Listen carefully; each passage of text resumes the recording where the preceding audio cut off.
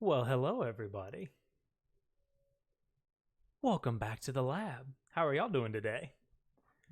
Phil coming in hot with the first sub. Oh, my goodness.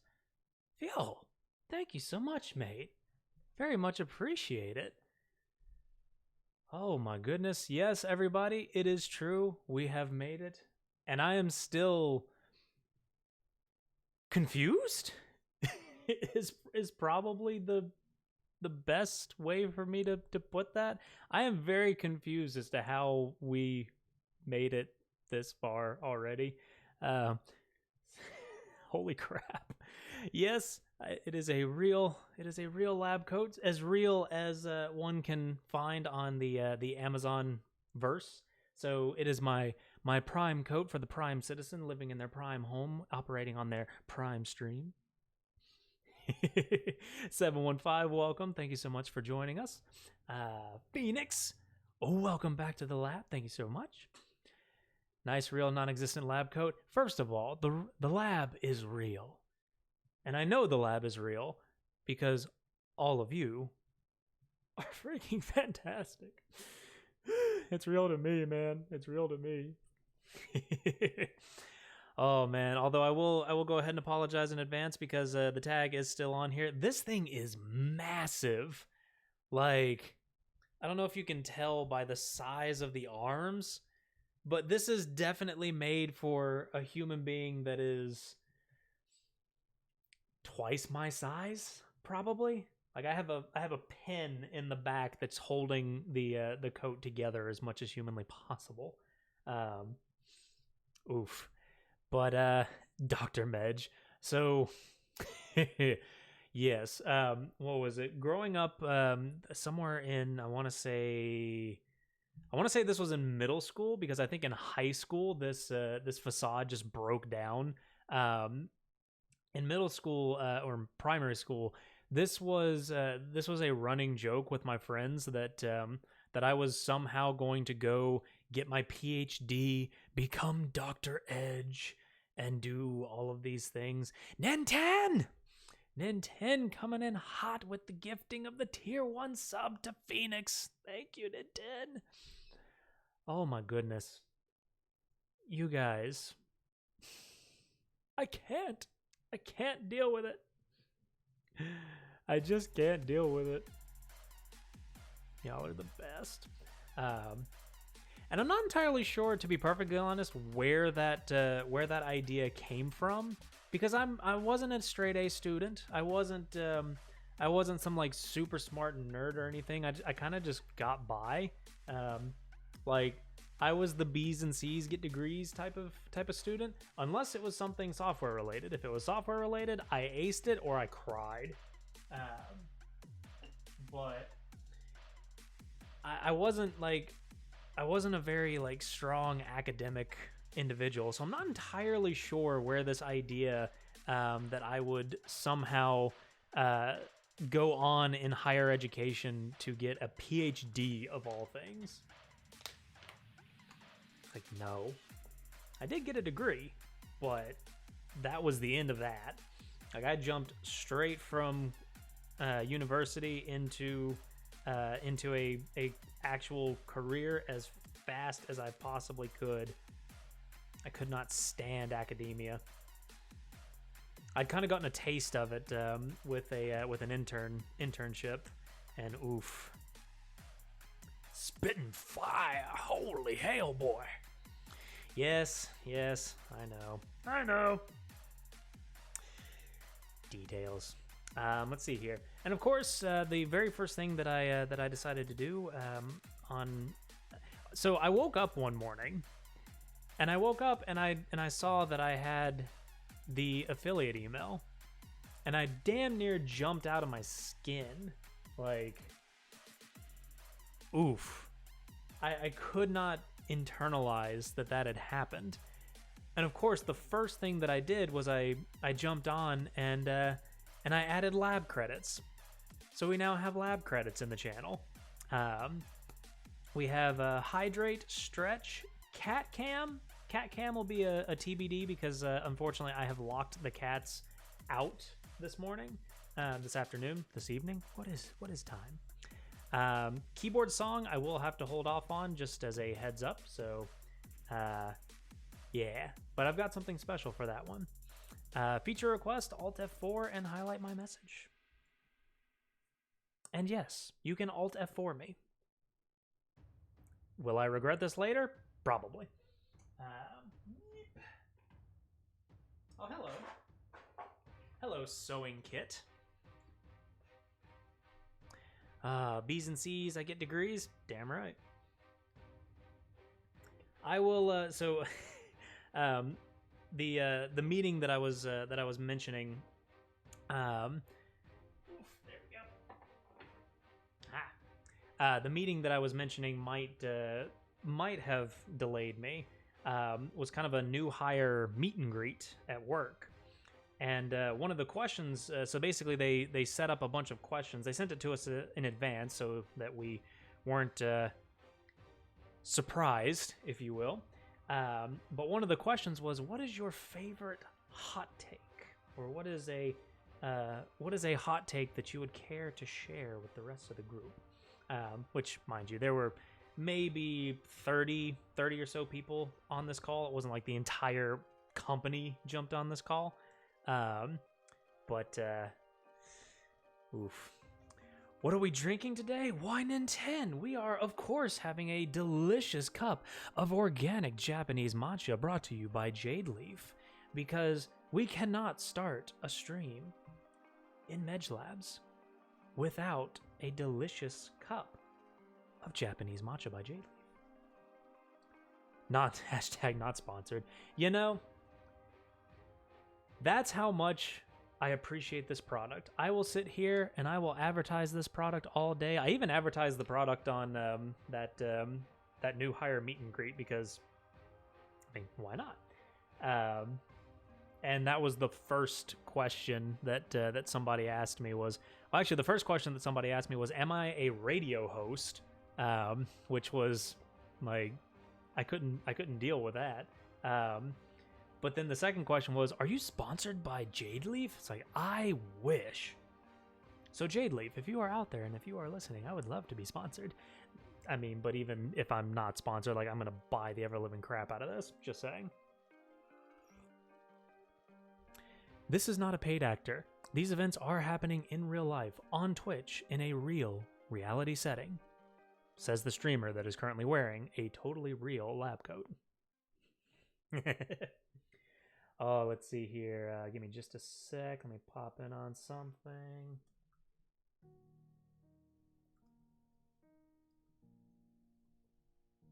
There we go. All right. I have the voice to do radio or narrating. Thank you. Thank you, Nintendo.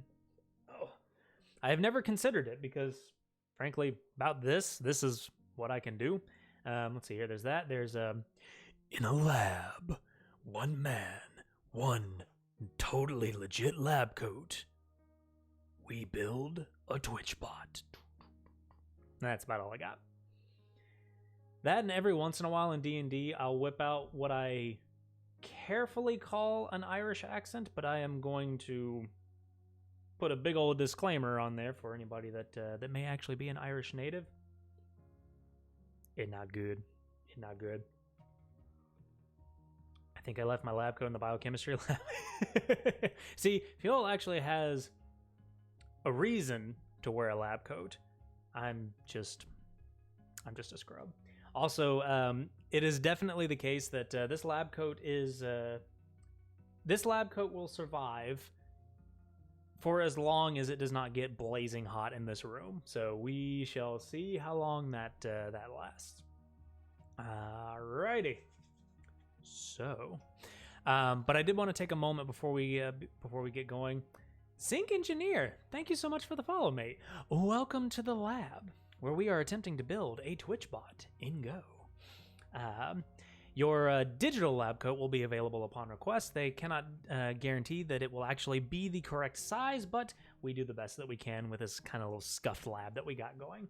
Unfortunately, we do not have any of these to give out, but these are available at your discretion for Amazon.com.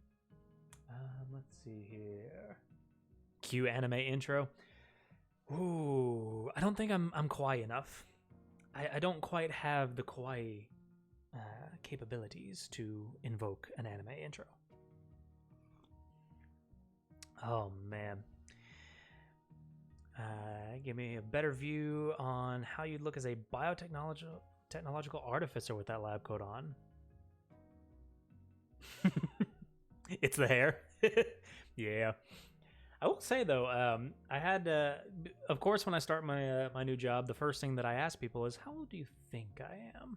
Because that's not a totally socially awkward thing to ask people. But if you can get people comfortable enough with the idea, then you never know, they might answer. And the range of ages was definitely. I mean, at this point, I've just accepted that I look decrepit, so I accept my old man status. Even though I'm not. But I did consistently get that look of, "You're how old?" Let's see here. Need more colors and more spikes for the anime protag? Yeah. See, I did very early in life, I did try to grow my hair out.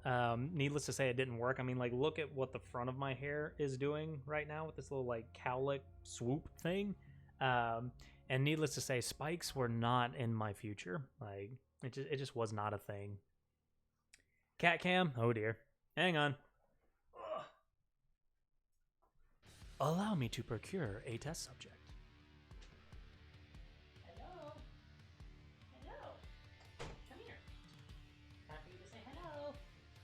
Already with me, cat cam.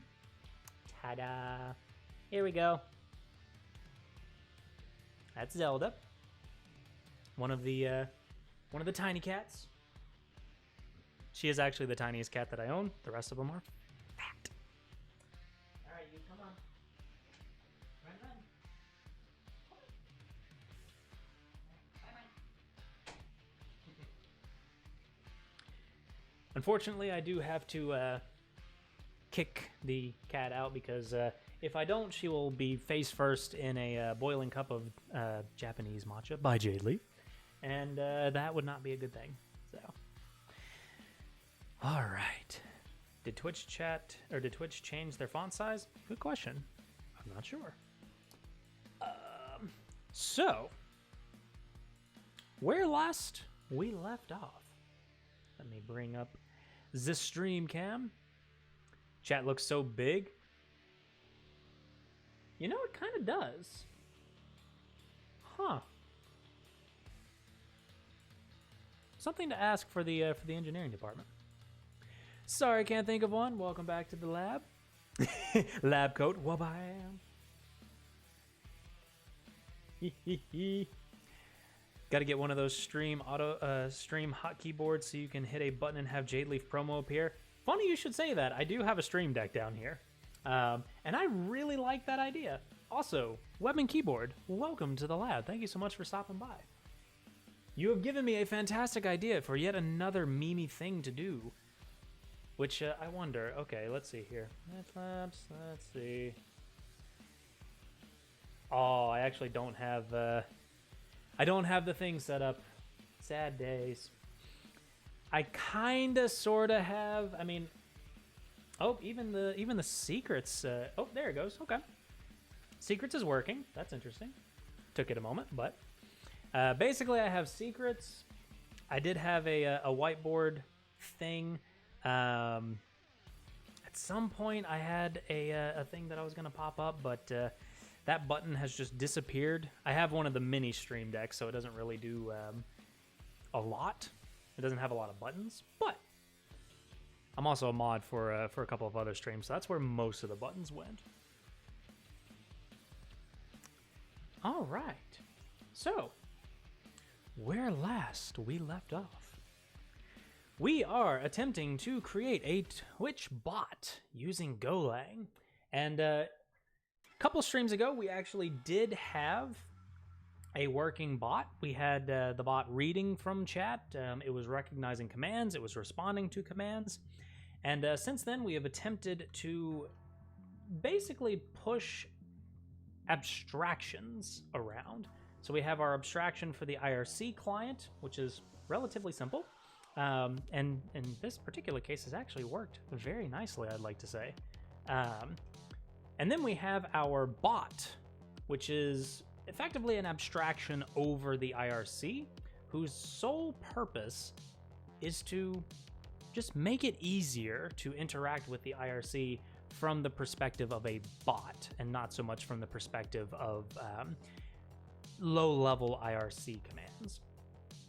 And I believe last time we did get the bot listening to and responding to ping pong messages. And to do so, we took a leaf from, not a jade leaf, but we did take a leaf from the Go HTTP handler idea of registering handlers for various purposes. The idea being that we would have a singular Go routine that is reading from the client, and then that Go routine would be responsible for broadcasting these messages coming in from IRC to the various handlers that we have registered. So for example, we have just a standard read logger, which reads from the IRC and just prints the message to the console so that we can see chat going by. And of course, we have the requisite, the most important feature of all, ping pong. Because if we do not honor ping pong, we will get yeeted right out of the IRC. And again, I don't like to be yeeted out of the IRC because getting yeeted is painful and it's probably going to mess up the lab coat. And I don't want to mess up the lab coat. So, next, we have commands.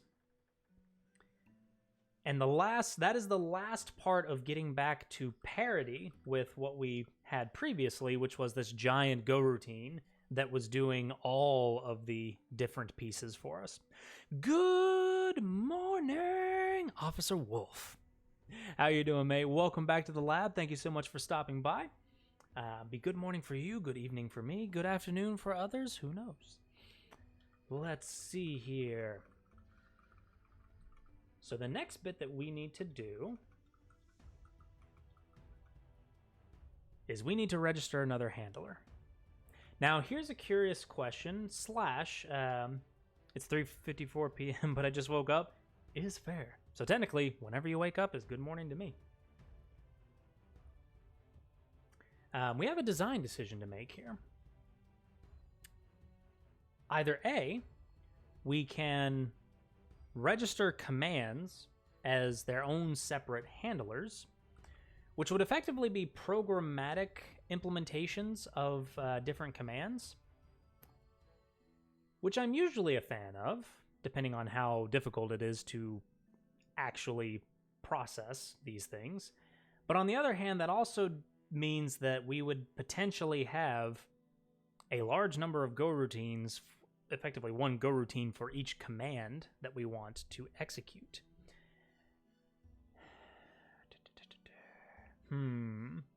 Alternatively, just to kind of actually complete that thought, alternatively, we could have a single handler that responds to multiple Go routines.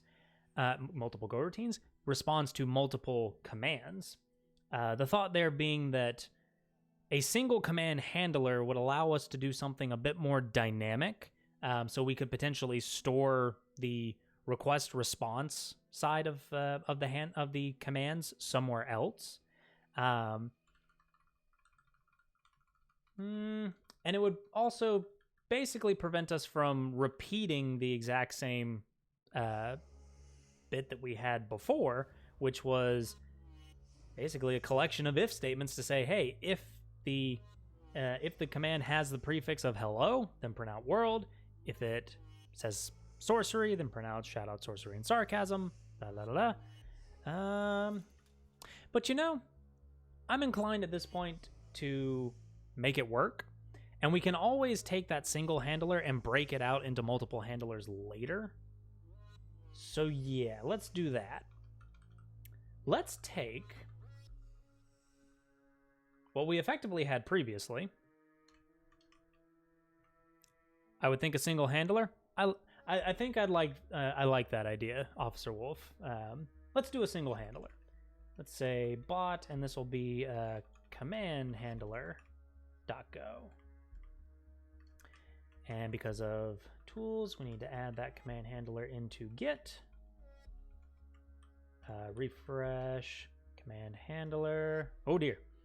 We have a couple more windows here than I want. There we go. So this is going to be package bot func. The code in the workspace failed to compile. Yes, I am working on it, COC. Thank you. Bot is star bot. That is starting to get a little annoying. Okay.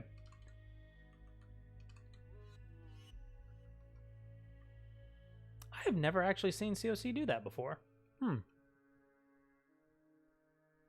Bot.test has no metadata.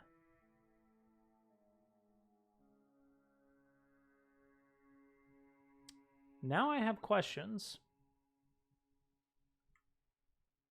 Okay. Handle. Oh, what do we want to call this? We want to call this handle commands. And then I cannot recall how we actually wanted to do that. Okay. Yes, so we just had our command, and then we register the handler as just a function.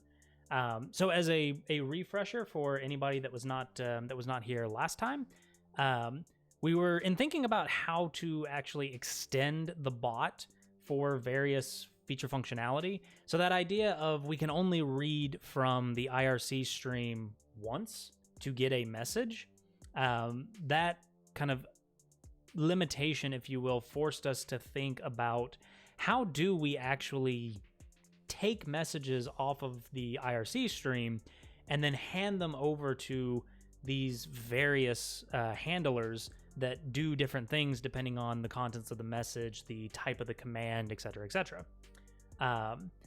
And so where we landed after kind of a little bit of a back and forth on the design of, do we make that Go routines and a channel? Do we make it a pub sub? Do we do other things? We landed on this register handler idea. Hi, Horror. Thank you so much for stopping by. Welcome back to the lab. And hello, Zero. Thank you so much for stopping by. No worries on the lurk. Thank you so much for being here. We appreciate you stopping by. Welcome back to the lab. So we landed on this idea of a register handler. Thank you, Zero. This register handler is a function that receives as an argument a function that takes an IRC message and returns nothing. The intent there is that a handler is just a function. And so whatever that handler is wanting to do, there we go.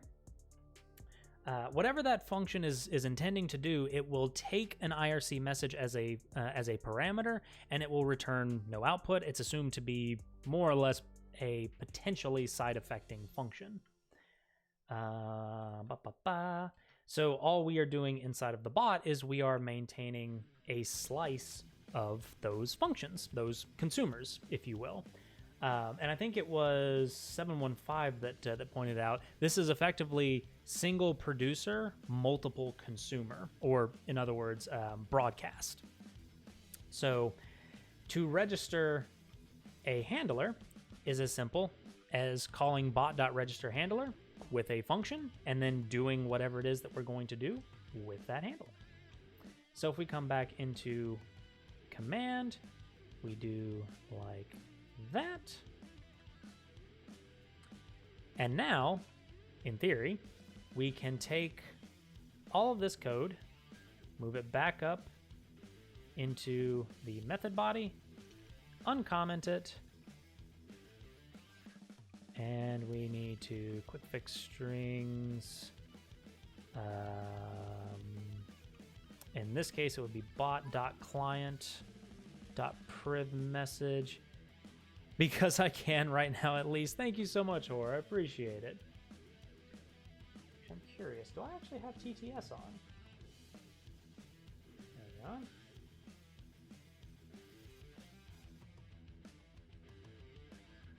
Do I have TTS on? I can't actually hear anything on stream, so... Oh god, the duplicate. We need Ashiani. She's kind of there. Okay. Okay. It's very quiet, so I may have to futz with that a little bit off stream. Huh. I was not aware that that was a thing. Also, thank you for the bit feel, and thank you, everybody. Ashiani, you can do it. Talk louder. Here we go. Ashiani, you can do it. Talk louder. Thank you for the bit feel. Let's see here. So let's get log in here. This is bot.client. If we save, this will auto format for us because ha ha ha ha ha. And let's see here. Undeclared name IRC. That's because we need to import it. To do, make better. Yes. But in theory,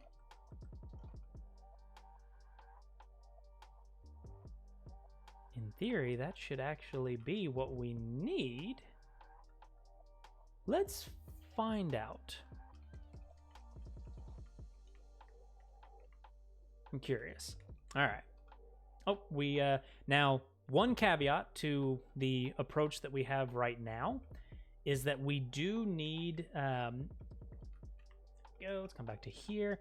We do need to register our bot functionality. So when we make a handler, it's not quite as fluid as the HTTP handler is. Hi, Nilo. Thank you so much for stopping by. Welcome back to the lab. It's not quite as succinct as the HTTP handler, where when you do http.handlefunc, it actually registers that automatically for you. I think there is a way to do that a little bit cleaner, but for now, what we're doing is we're saying bot.handle commands. So we're effectively in the main.go. We are choosing what functionality we want the bot to include. Oh, Nilo with the Prime subscription. Thank you so much, mate. I appreciate it. Oh my goodness, you guys. The support for the lab is too much, and I appreciate you all deeply. I still can't believe that we're here. Like, we're already here. That is insanity. It is actual insanity. And chat, do help me remember at the end of stream, I do want to raid somebody. Sorry, can't think of one with the tier 1 gift. Oh my goodness, thank you so much, mate. And look at that, our first scam train. It's the first scam train. Scam train up above, as you can imagine, and also nice. Been waiting to do that all week. Thank you, mate. I appreciate it. Oh my goodness. All right. So much support. I'm getting flustered. So in our main.go, we are registering what feature functionality we want to support. Neelican, thank you so much for the 100 bits, mate. Scam train. Whoop, whoop. So in this case, we are registering the ping pong handler, which technically should be auto registered. I think it was Doll that mentioned that we should be auto registering ping pong, and they're not wrong. The read logger, which prints it out to the console, and now handle commands, which in theory should re-implement that lost functionality. Let's find out. Doll, thank you so much for the 100 bits, you guys. And look at that. Perfectly timed. Welcome, doll. We did it. We're back. We're back to parity with where we were. Was that 2 streams ago? 3 streams ago? It's like we had feature functionality, and then we implemented an abstraction, and then we broke it. And for our wonderful mod, who is, if I remember correctly, she will not be joining us tonight. But our wonderful mod, Sorcery, she is a fantastic streamer. Give her a follow over at Sorcery and Sarcasm. She is playing Dark Souls at the moment, Dark Souls 3. She's just a fantastic friend and a fantastic streamer, and you all should give her a check. Just saying. Chat, we are back to parity, which means that we now need new stuff to work on. So, I had a thought. I want to see what you all think about this. Number one, I do definitely want to revisit the Docker file, because at the moment, the Docker file is what I would consider to be the step 1 Docker file. It's that we have a Docker file. The code is Dockerized, technically, but the Docker file is very unoptimized, and the resulting Docker image, which I think I can show, Docker images. Oh, we don't have Docker running. Run, Docker, run! Well, as we give Moby a moment to start up, remind me later. I would not like to update on stream. What is this, Microsoft? Get out of here. We'll give Moby a moment to start up. And let's see here. I think it was called Medge Labs. So I do want to revisit the Docker file. After the Docker file, I was curious if chat would potentially be interested in going over some front-end stuff. The thought there being to potentially build something that would allow us to monitor this application and maybe even create a UI on top of TwitchBot. Would you like to update now? No, Docker. I would not like to update now. We got a sounds interesting. All right. You're going to see me struggle. And BT dubs, for anybody that may be out there that is indeed a front-end developer, I apologize in advance. We're going to be seeing some opinions. I'm a bit of a minimalist when it comes to front-end applications, but we'll get there. Let's see here. Okay, so it wasn't Medge Labs, or was it MedgeBot? There it was MedgeBot. Okay. This is specifically what I wanted to address with the Docker file. At the moment, this admittedly tiny little GoBot. Oh no, we missed the train. We missed the hype train. Get out of here, scam train. We ain't gonna fall for your scams. This relatively small little bot, 846 megabytes. There's a lot of stuff in that Docker file that really doesn't need to be in that Docker file. So, okay, sounds good. I'm down. All right. So let's start with the Docker file. As a quick refresher, let's see here. Which, by the way, if I miss any follows or such, I do apologize in advance. Because I'm trying to bounce back and forth between 2 screens, and it's kind of sort of not working. In fact, let me drag that over there a little bit. You saw behind the curtains. Terrible. So, as a quick refresher, Docker is has very quickly become one of my favorite tools. Doll! Oh my goodness, Doll with the subscription. Thank you so much, mate. I do appreciate it.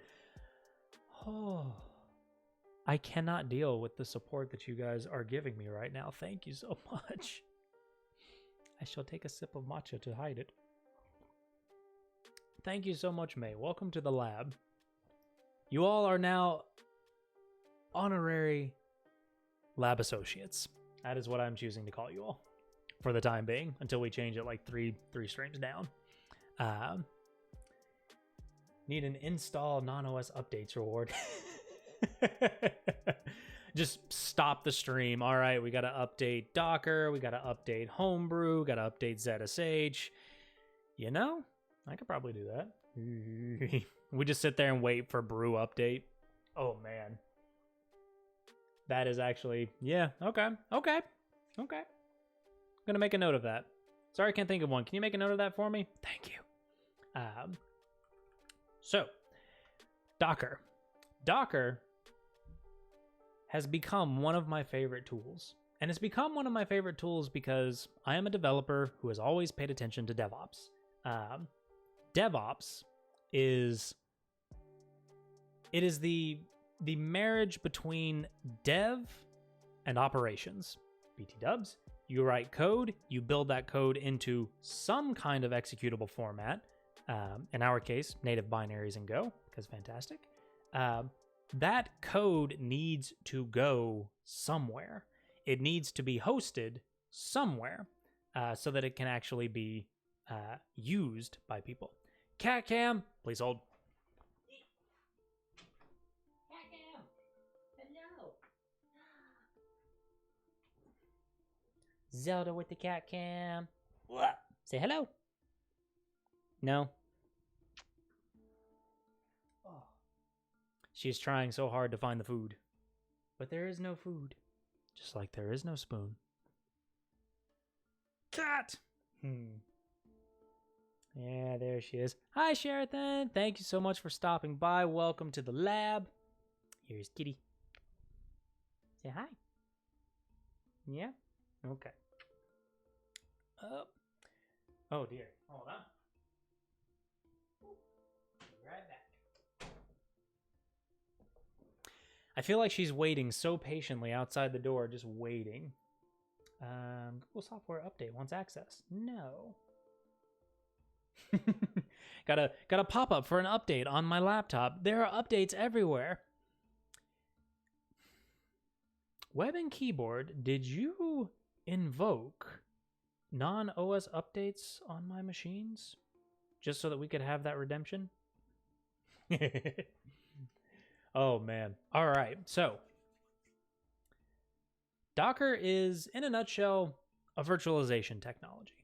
I'm going to grossly oversimplify it.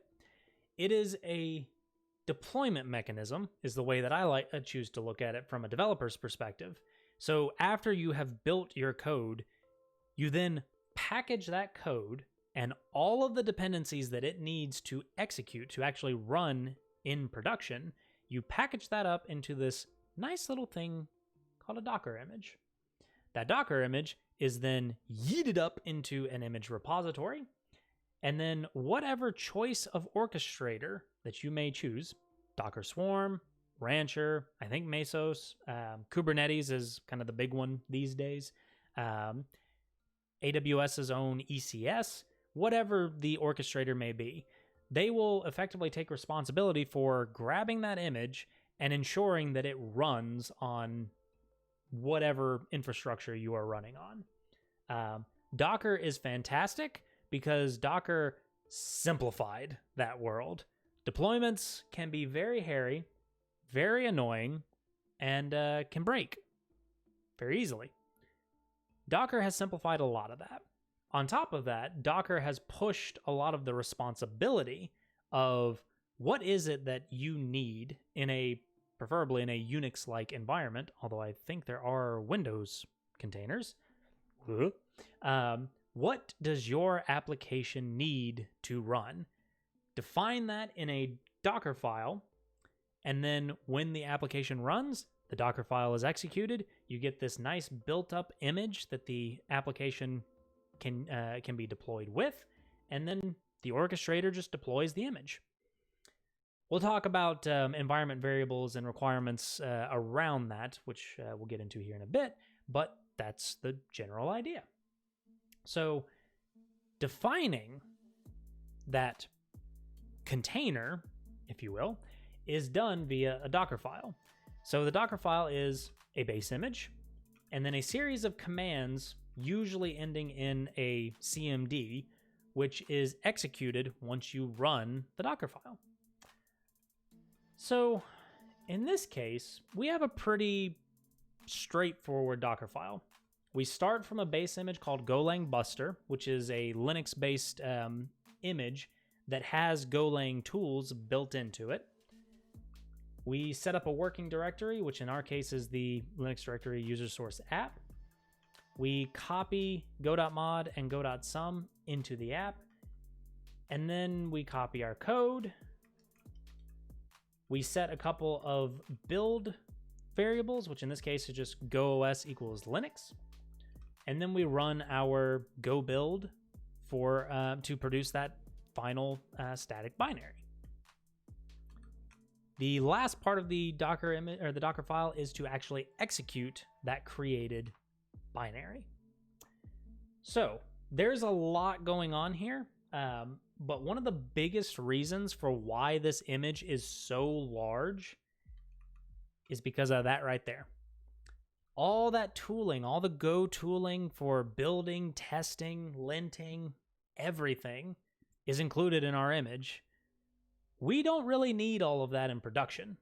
In production, all we really need is that part. We need the binary that is produced as part of that go build command. And really nothing else. So what we would like to do is cut this down, cut this image down. I can sadly only lurk today, but your voice makes perfect background noise. Thank you, doll. I appreciate it. And no worries on the lurk. Thank you so much for stopping by. Lurk or participating, we appreciate everybody that stops by the lab. So no worries. Enjoy, mate. So,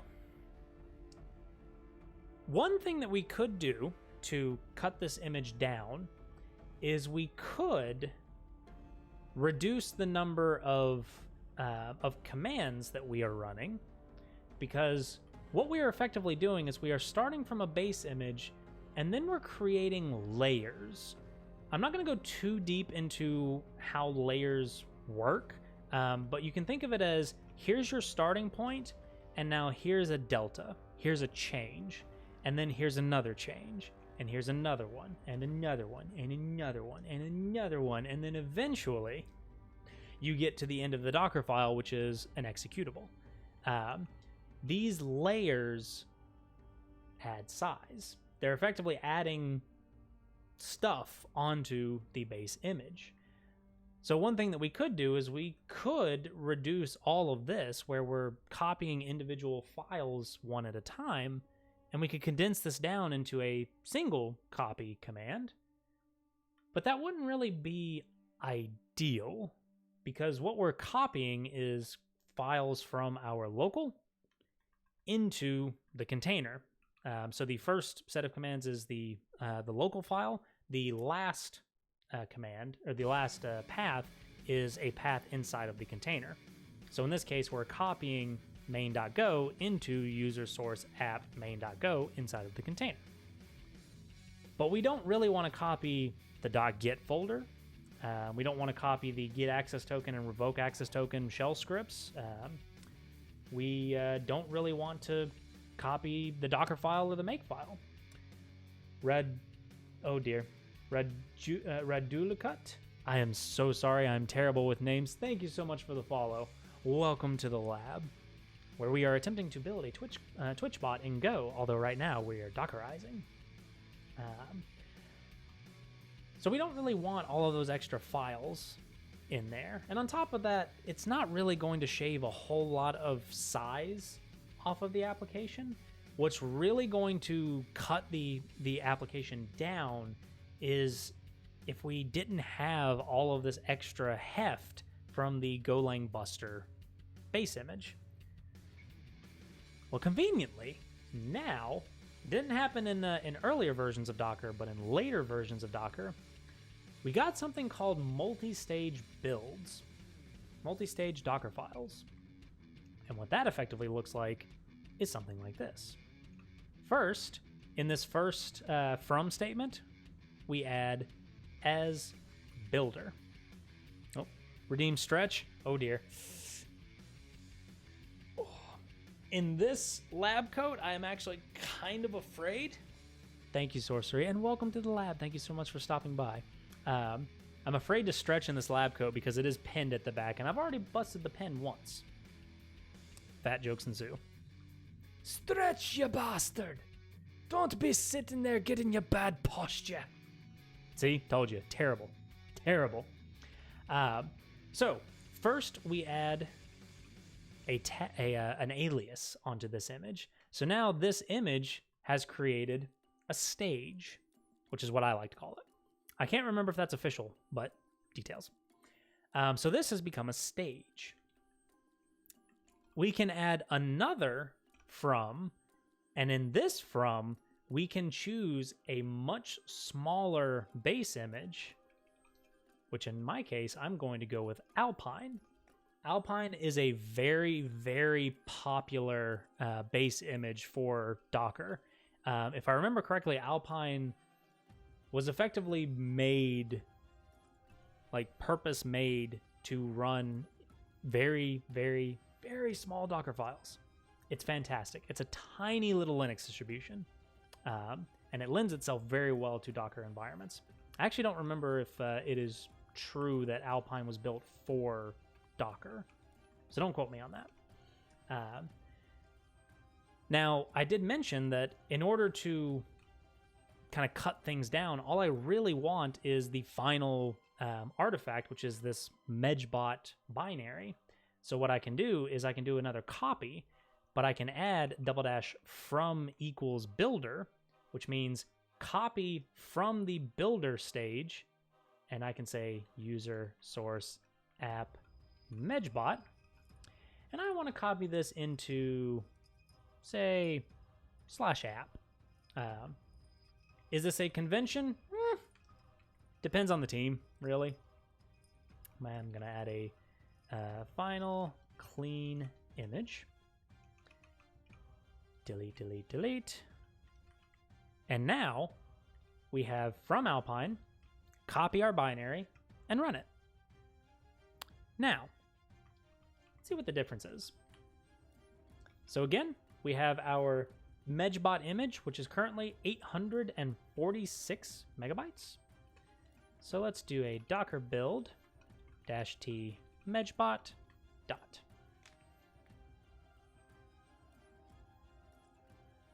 (846 megabytes to 11.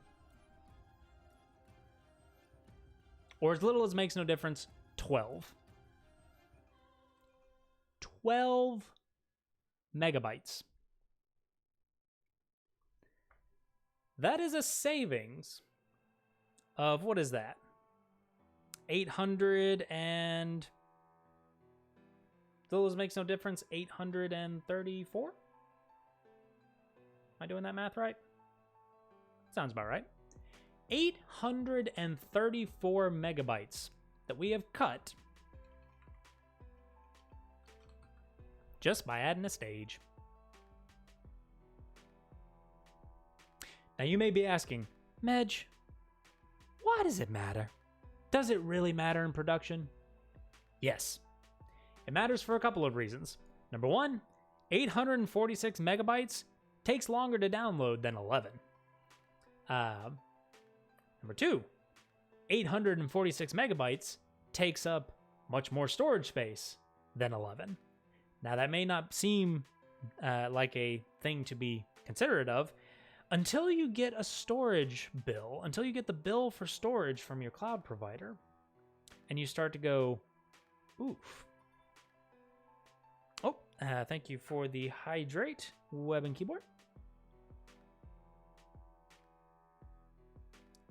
That effort deserves drinkage. Why, thank you. Thank you very much. Let's see here.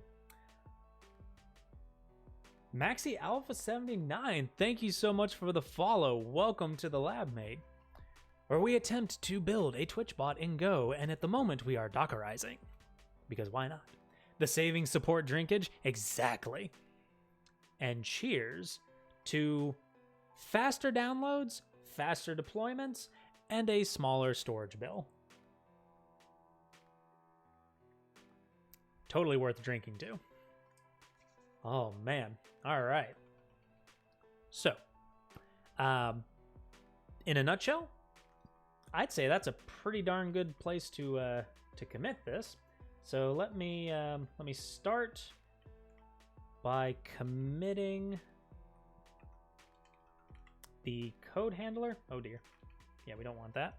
We want that to be over here. G commit. And for this, it was the command handler, handler for existing command logic. There we go. And then we also want to add the Docker file. And we want that to be over here, G commit. And for this, optimize a Docker file, soccer file? Optimize Docker file with multi-stage and Alpine. Boop. By the way, yes, all about that yeet optimization. Oh, that is some proper matcha. Proper, organic Japanese matcha, brought to you by Jade Leaf. That's a 7,069.49% savings. That is, put that savings on a slide and present that in a demo and see how much clout you get. Just saying. Now the important question though is, does it run? Let's find out, shall we?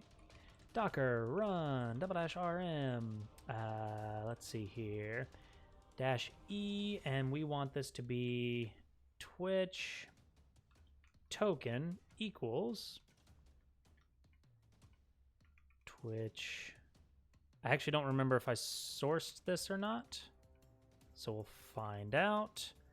Medgebot. Oh, standard init Linux.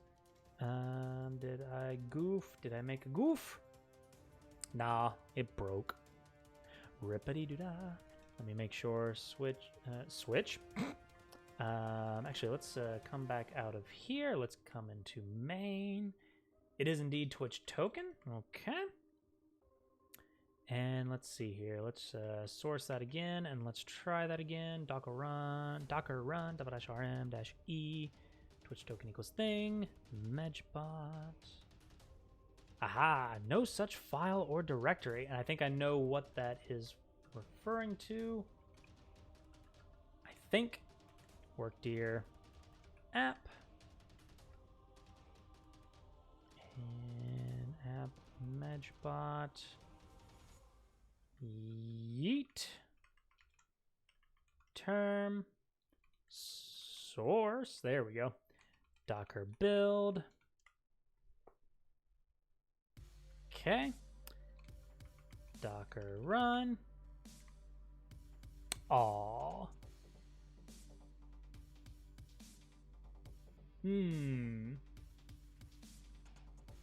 User process caused no such file or directory. Okay.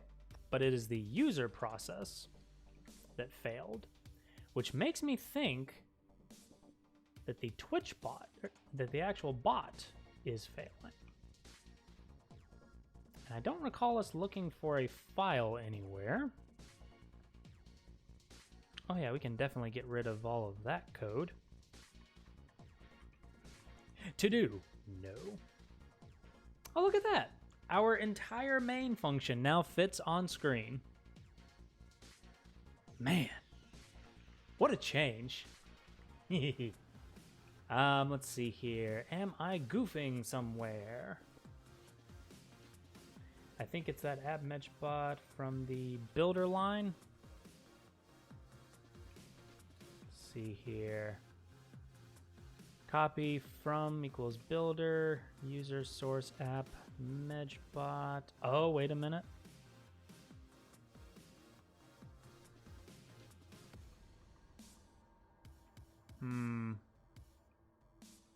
Slash app slash Medgebot.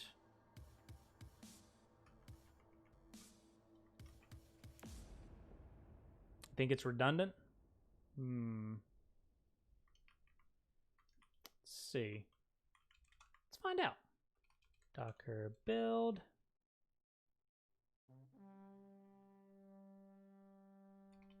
Let's do a source and Docker run. Nope. Okay.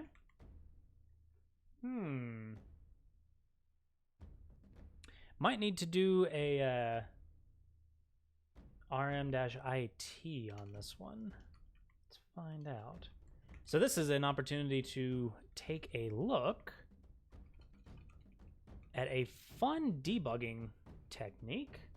So you build the Docker image, then you do a Docker run, --rm-it, which is interactive, basically start an interactive shell, Medgebot, bin, sh. Okay, so... Oh. It appears that we have a bit of a problem.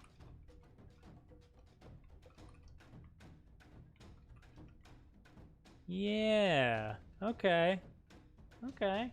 It appears that we have a little bit of a problem with the way that we are building the application. The binary is not coming out right, or at least it's not coming out in a way that in a way that Alpine can actually execute. Whenever I see sh, I just think of the sound shh. Bin. Medgebot. God, this is absolutely catering to all the welcome to the Medgelabs ASMR. Today we are going to struggle with Docker. I'm so used to having bash or ZSH, but go build -a is what I use in the Go roller. Let's find out. So we need a -a-o. I'm also not using an Alpine image as a builder, which might be a problem. Yep. Okay. So Golang Alpine as builder. cgo enable go os equals Linux go build -a and from Alpine. Okay. I remember this now. Okay. Let's see. I think we may also be. Well, let's find out. Let's see if this actually fixes it. Term source Docker build. There's also a way to fix us from having to constantly download the Gorilla WebSocket library, which we'll get into here in just a second. But let's do a Docker run. Nope. Okay. So next thing to try is changing this to Alpine, which, if I remember correctly, I think you have to run an apk add get. If you don't, then I believe the Docker build will fail. Let's find out. So when you don't have an image locally, it will download it for you, which, as you can see, Alpine image, much smaller. Yep, thought so. Polymathic Man, thank you so much for the follow. Welcome to the lab, mate. We are attempting to build a Twitch bot in Go, and right now we are Dockerizing it. Okay, so indeed, there are a couple of things that you need, GCC being one of them. Okay, so and I remember this. Let me see here. Let me get a new window up here. Boop. Let's see here. I want Docker, Golang, or no, Golang, Alpine, build. Yes. Yes. Although I think sorry, I can't think of one from your post from earlier. I think the Seago enabled equals 0. I think actually does disable the need for GCC, so we will probably wrap that in as part of this as well. So good call out. Thank you. Yep. So you do require. Is it maybe not possible to send images in the lab Discord? Should be able to. Not entirely sure why you wouldn't be able to.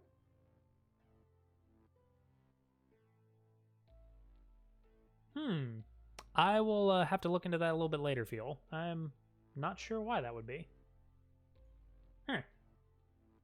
Okay. So let's see here. Golang Alpine is builder, APK update, and APK add, no cache git, which git actually, if I remember correctly, brings the GCC toolkit down, so that should be everything that we need. Okay. So let's just yeet this command right on into here. Let's prepare what I want to show you with the PDF stuff. Okay. Oh, I need to drop, but good luck. Thank you. Sorry, I can't think of one. Thank you so much for stopping by, mate. Have a good one. All right, so we got our APK. Let's come in here. Docker docf. Docker build. My fingers slipped off of home. Let's see here. Let me get this real quick. GCC executable not found. Okay.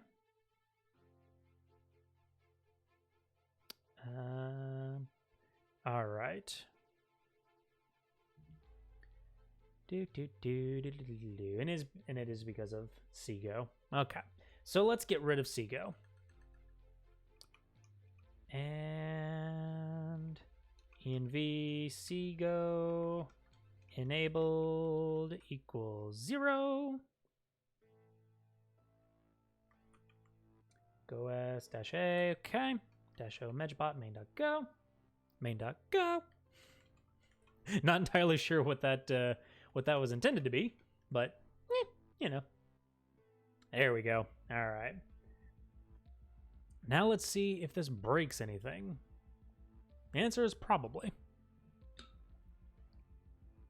So in a nutshell, there is a C binding that you will typically find in Go programs. It is a binding called Seago.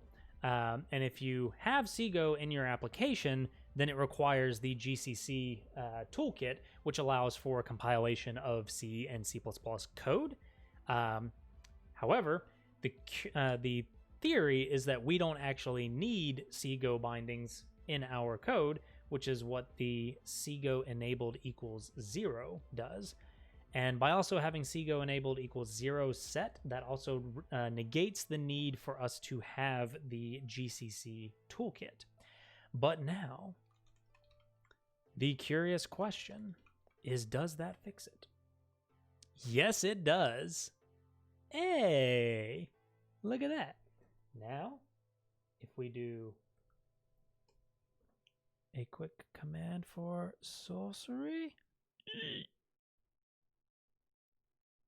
Oh, it doesn't look like it's doing things. Uh-oh. Oh no. Huh. Okay. And we did indeed do the join. Okay. Okay. Huh. Hello? Okay. It just took a moment.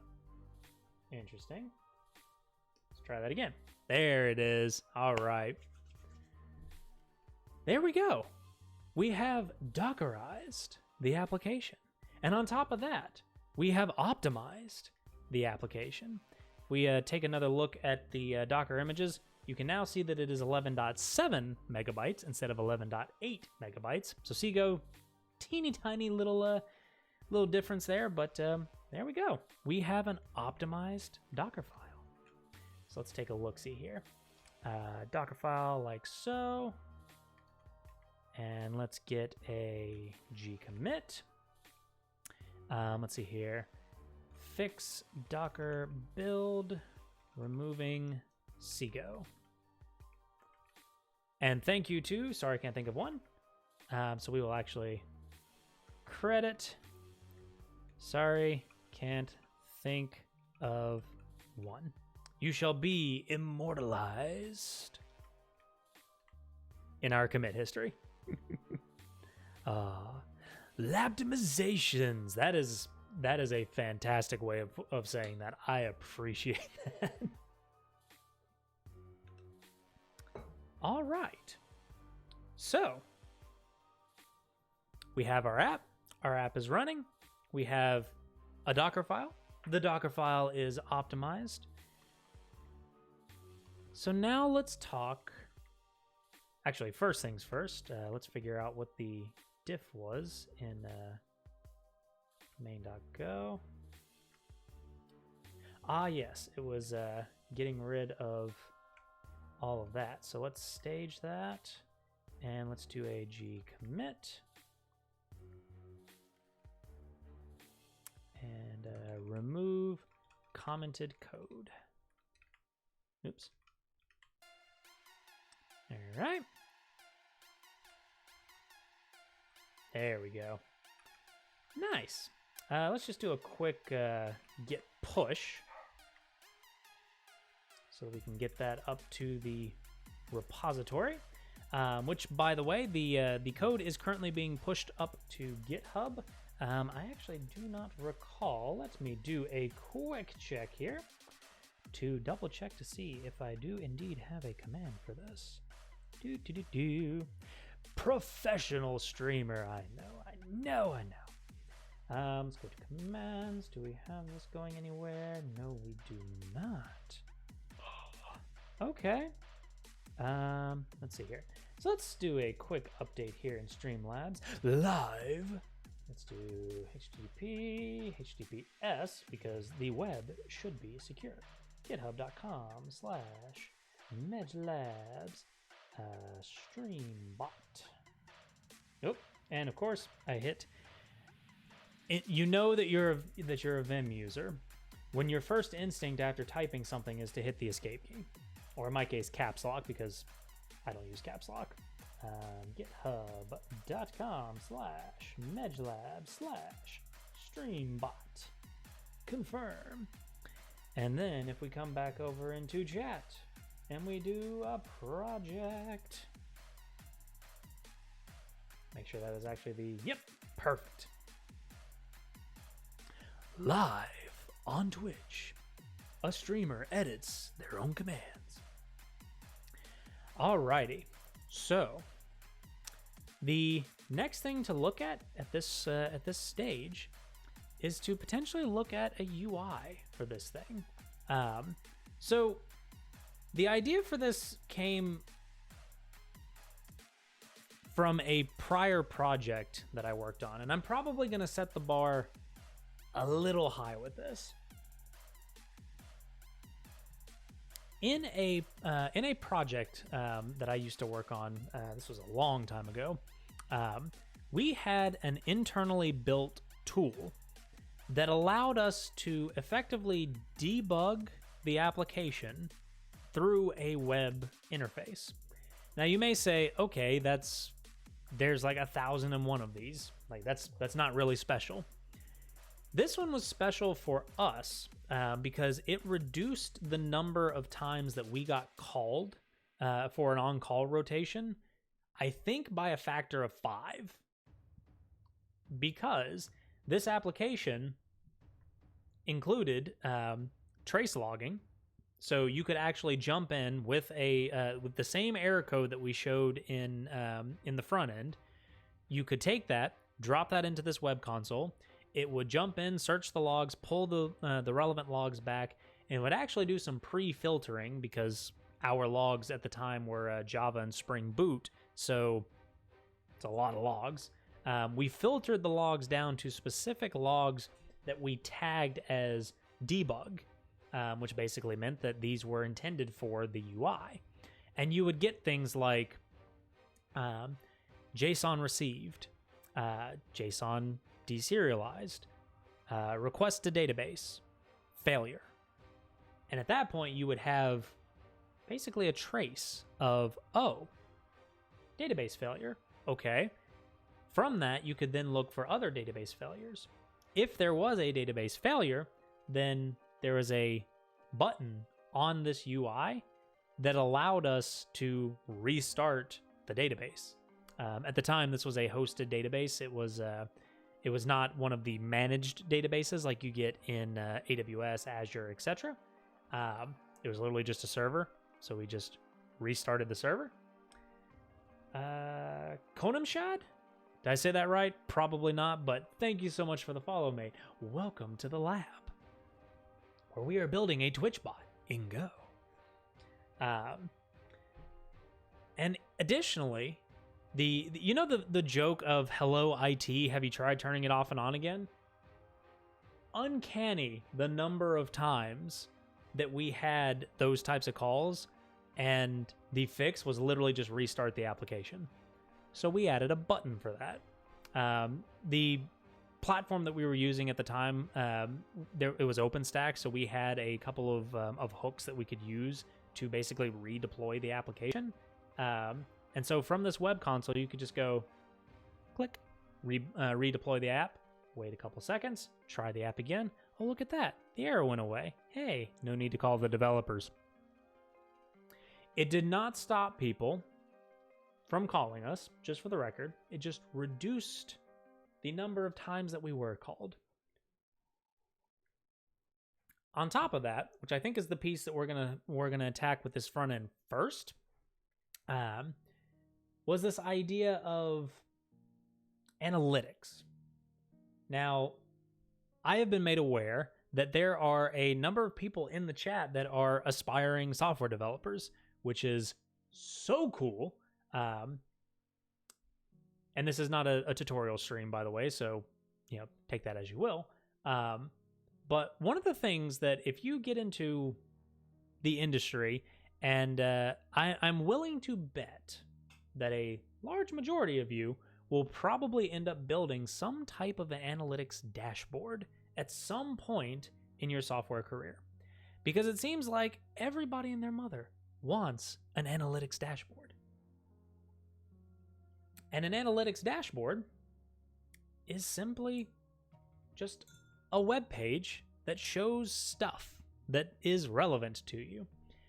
So for example, for the bot, maybe we show the number of messages that have been sent. Maybe we show the number of times that each command has been hit, the number of ping pongs, uptime, anything like that. So I think I'd like to start there. I'd like to start with just an analytics dashboard that we can eventually extend and perhaps bring that handy-dandy admin debug tool that I have not had since. I have not worked in a company since that had something like that, and I miss it, and I want to bring it back from the dead. So, to do this, we need a couple things. Number one, I need a new folder. Make dear, we're going to call this admin. And inside of admin, we're going to do an npm init. Now, I'm a minimalist. I don't typically like starting with npm, but we're gonna do an npm init. We're gonna do the requisite npm init. Bear with me. Bear with me. Admin dashboard for Medgebot. Entry point index.js. We don't have test yet. HTTPS. GitHub.com. Medgelabs. This is StreamBot. Yes, I'm sorry. License is MIT. Yes. I am going to put the front end and the back end into the same repository. Why am I going to do that? Because I can. and because I'm just going to make things difficult on myself later whenever we implement GitHub Actions. So,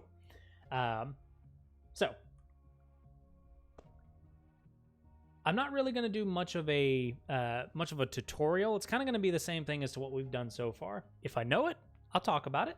If I don't know it, oh, we have a hello. Hold on, I got something for you. Docker run --rm -d, I think it is. Actually, let's do this. -e -d. Aha. Docker logs -f. Oh dear. Aww. Oh, did I bork it? I think I borked it. Hang on. Docker run --rm docker logs -f. Hello. I challenge you to a live clash of code, codinggame.com. Sorry, mate, we don't really do code clashes here, but thank you so much for stopping by. Welcome to the lab. Let's see here. Boop. Aha, there it is. All right, let's see if that worked. Yeah, there we go. All right, so this Docker container is now going to be running in the background. Michael Dev, thank you so much for the follow, mate. Welcome. Welcome to the lab. Appreciate you. Oh, let's see here. So that's going to be running in the background. Have fun. And what we are going to do, I'm not so good in Clash of Code. I've actually never heard of Clash of Code. So I'm actually going to open that in the background.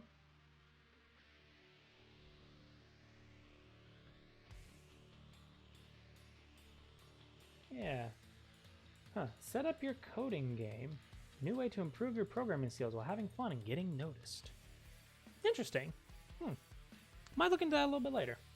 All right. So, where we would like to start. Index.html. Absolutely an index.html. And I have a couple of starter projects. Now, I wonder if I can do this. Let's see. Let me see if this works.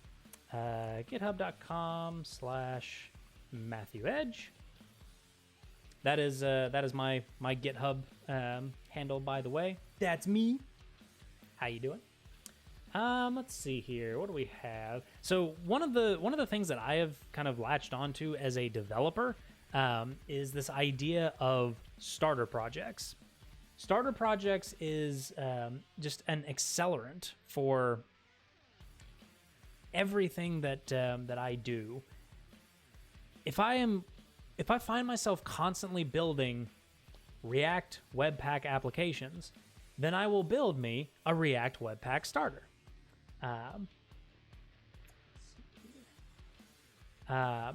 If I am building a serverless application with Route 53, I have a starter for it. Are you sure that's you? He isn't wearing an awesome lab coat. You know? That's a good question. That's a very good question. We will never know. Is it me? Is it not me?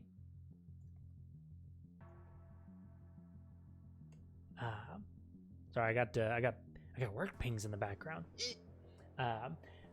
But when I come to a point where I get a certain type of project into a nice repeatable pattern, the very next thing that I do is I pop it into a starter repository. And I mean, it's things like AWS CloudFormation starters. I have CloudFormation starters for a VPC. This one I use a ton. S3 HTTPS website, which is how how my personal website is hosted. Like all of these things are just things that I've built at some point that I found particularly useful, and I wanted to save as a starter to accelerate me in the future. Are those for Docker? No, these are for AWS's CloudFormation, which is, and I can actually show an example of this. It is YAML that declares what types of AWS resources you want spun up, and AWS will spin them up for you. So for example, I'd like to spin up a S3 bucket, and I want this S3 bucket to be a static website host. I want that bucket to only be accessible by CloudFront, which is a content distribution network that AWS runs. I want a CloudFront distribution, which is fantastic for many reasons. And this also supports SSL. So this is how I encrypt my personal website, medgelabs.io. Behind SSL is with CloudFront. Yay! Tiny little website. Needs so much TLC. Oof. This is what I use to create the infrastructure that hosts these types of applications. And I've done this so much that I created this template, I popped it into a starter template, and anytime that I do an S3 hosted website, I just download this template and go from there. Always do these things outside of work hours on your own machine. Do not copy and paste code or content from work. That is a bad idea and is also not technically legal, last I checked. Disclaimer. MedgeLabs does not recommend that you steal work projects. Don't do that. Let's see here. So, all of these starter projects, and I have other non-starter projects that are in here, but most of them are starter projects. Let's see here. What do we have? We have a React Webpack starter. I'm not entirely sure that I want to build the front end in React. If I'm being perfectly honest, I find React to be way too bulky. If I were to build it in anything, I would want to build it in something like Svelte. Ooh, Svelte would be kind of interesting. But before we get to that, before we go into any of that, Svelte.js. Have you heard of Svelte, Sub15?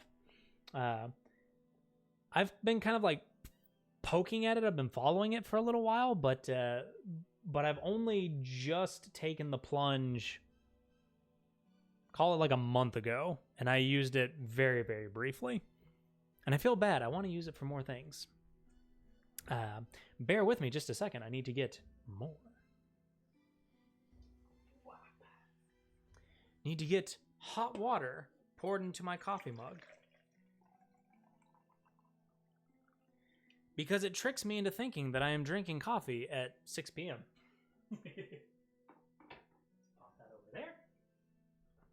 there. As you all get to see the pin in the back of my lab coat. How you doing? Haven't used it before, but heard it looks promising. It is. It is such an interesting take. So for anybody that may not be familiar, I will go into this because this is just fun. When it comes to web development, especially professional web development, I typically see shops gravitating around 3 different major libraries, frameworks. It kind of depends. There's React, which came out of Facebook. It is a very interesting way to build reactive web applications. Personally, out of the 3 that I'm going to mention, React has historically been my favorite. I like the way that things are set up. There's AngularJS, which is a framework out of Google, if I remember correctly. Not as much of a fan of Angular, to be perfectly honest. It is very bulky, and I think that Angular was meant to be for giant web applications. Like think Gmail and the G Suite in general. I think those are built in Angular. Personally, not a fan. If you're using Angular, by all means, more power to you. Just not my personal favorite. The other one is Vue.js. Now, I forget the history of Vue, if I'm being perfectly honest. The progressive JavaScript framework. Vue was kind of interesting to me. It had a very interesting approach to how they do applications. I never really went into a shop that did Vue.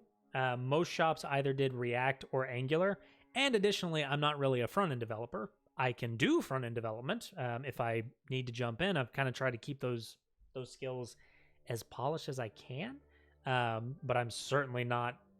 I would not consider myself a front end developer. Just kind of keep tabs on it. So the thing that kind of gets me about all of these is that they're pretty bulky. The resulting web applications that come out of React, for example, is megabytes, which is insanity on the web. And I know a lot of people will say that, well, that's just the standard. That's just what we've kind of come to. And to them, I say, run your React application in DevTools. Run your application in mobile. And then throttle your application to regular 3G. Go into the network tab, disable cache, refresh. How long does it take to render your application? The React application? Pretty quick. Good on you. Make sure we didn't have anything cached there. No. So most applications don't do that, though. Most applications, you chug to regular 3G, and the application starts to... My dog, what are you downloading right now? It's all the bots. It's all the ad scrapers. AP out? Ape out? I don't know. I'm so sorry. Thank you so much for the follow. Welcome to the lab. Thank you so much for stopping by. We are building a Twitch bot in Go. However, at the moment, we are putting a front end on top of it. So let the fun begin. So let me pop that back into normal reality. Close that out. But the thing that gets me about each of these is that they are also rendering as you go. They are rendering when you download the application. Doll with the gifted sub to 715. Thank you so much. You guys, I cannot deal with it. I cannot deal with it. Thank you. I don't want to move on, but I need to. The thing about these is that you basically are downloading a JavaScript bundle to your viewer, to your user, and then that JavaScript bundle decompresses, if you had compression turned on, it executes, and then it starts to render your application. If you're on a slow network, or if you have a very underpowered device, like not the what would be considered the societal norm. The societal norm is actually much lower powered than most people anticipate. Everybody does not walk around with iPhones, just saying, or not new iPhones. So this is kind of a chunk. It's a chunk of work it's a chunk of data that you have to download, and then it's a chunk of work that your device has to do. On the other end of the spectrum, we have something like Svelte. Now, the reason that I'm bringing up Svelte is that in the back of my mind, I'm also thinking, just write bloody HTML, CSS, and then write JavaScript code for the bits that you need to be JavaScripty. That works for small applications. And you can actually go very far because most applications classify as small applications. But once you go beyond that level of complexity, that's where things like Svelte really start to kick in. Svelte and React and Angular and Vue exist because they make it easy. Oh, stretch redemption. Thank you, Fuel. It's actually fun to see that I don't actually see the redemptions in my Streamlabs chat, but I do see them in trusty laptop. People jump too fast to frameworks. Agreed, 715. So, opinion, warning. You are entering the opinion zone of the lab. I am a minimalist when it comes to web applications. I was introduced to this idea of being responsible, a responsible front-end developer, and not throwing too much at your users. In other words, if your application is small and it could be written as small bite-sized chunks of HTML, CSS, and a tiny bit of JavaScript, you owe it to your user to not eat up their monthly mobile data, which they probably have. You owe it to your user to not give them a diminished experience, such that downloading this massive framework to run your application, like, make it simple, keep it simple.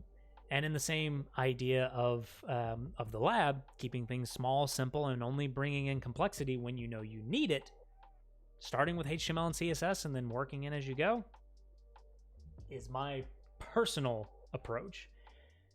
Most people don't do that, though. Most companies don't do that, though. They immediately jump into the, well, React and Angular and Vue give us developer productivity, ergo we're going to go straight to that. So your mileage may vary, your company may vary, but for personal projects and for my personal opinion, I try to be as responsible about the things that I'm forcing my user to endure to use my application as humanly possible. With that being said, Svelte. React really makes it easy, like, not gonna lie. They make it very, very easy. And my React starter, again, is basically one of my fastest starting points, sans HTML, CSS. But the idea of Svelte, though, is this idea of no virtual DOM. So virtual DOM is effectively this thing in code that represents what a web page is actually rendering, and then it manages the diff between the virtual DOM and the actual DOM. Svelte doesn't have a virtual DOM. The reason being is because Svelte is a back-end rendering tool. It compiles your code to tiny, frameworkless, vanilla JavaScript.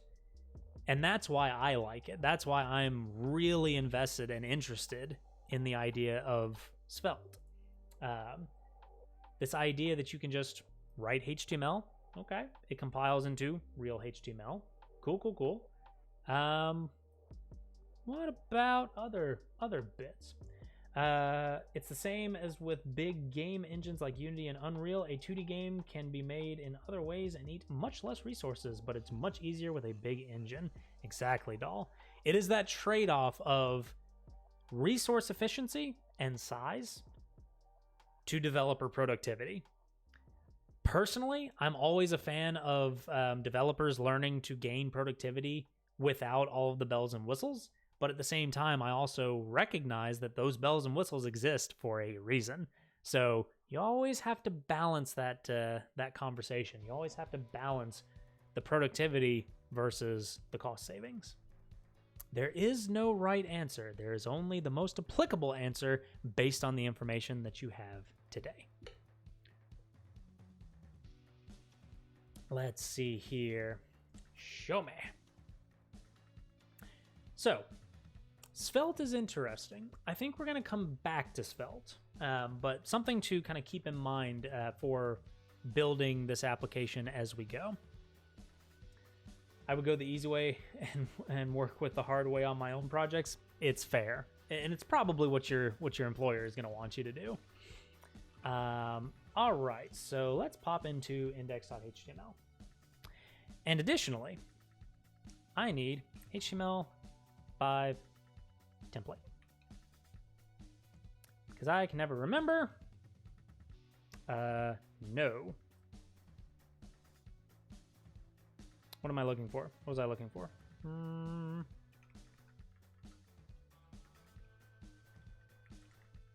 I don't use Bootstrap personally. I mostly just use Bootstrap for their starter. No HTML Vim plugin? No, unfortunately, no. I know. I know. One day, someday, but not this day. Alrighty, I'm going to copy, paste, because I'm lazy. I actually only wanted it for this stuff up here. Let's see here. Favicon, probably not going to have. The title is absolutely not going to be starter template for Bootstrap. This is the Medgebot admin. Link Rails canonical. Nope. Bootstrap core. Nope. Custom styles for this template. Nope. And then we're just going to come in here. We're going to close the body.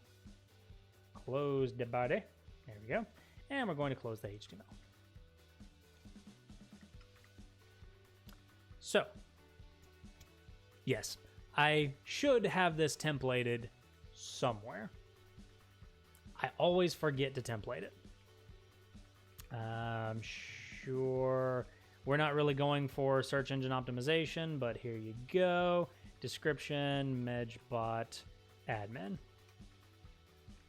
There you go. Changing that. Oops. Changing that. There we go.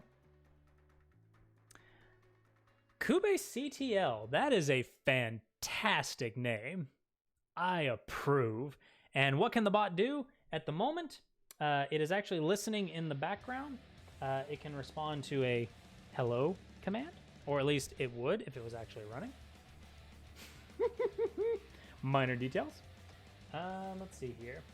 And it also had a shout out command, but at the moment, we have basically gotten it to reading from Twitch IRC, and then a couple of bits for. There we go. Oh, that part works, but for some reason, hello doesn't work. Interesting. And it can do a shout out to our wonderful mod. Huh? I guess it just doesn't like when I do it. Thank you, 715. And if you would like to see the code up to this point, it is hosted publicly on GitHub. GitHub.com, Medgelabs, Streambot. Also, welcome to the lab. Thank you so much for stopping by, mate. Big Kubernetes fan, so I approve. All right, so pretty much everywhere that we start with this very, very simple template. And I don't know why that did that. We're going to... I like to do inline styles until I know that I need external styles. Eventually, we will source external styles, and especially if we start getting into some of the more intricate CSS tricks. But for the time being, this is where I like to start. And this is how I do my templating. So for one, I will probably have a nav. That nav will more than likely be an unordered list because it almost always is. Kubernetes is love. Kubernetes is life. Oh, if only Sorry Can't Think of One was here. I've got a mate in real life that absolutely adores it.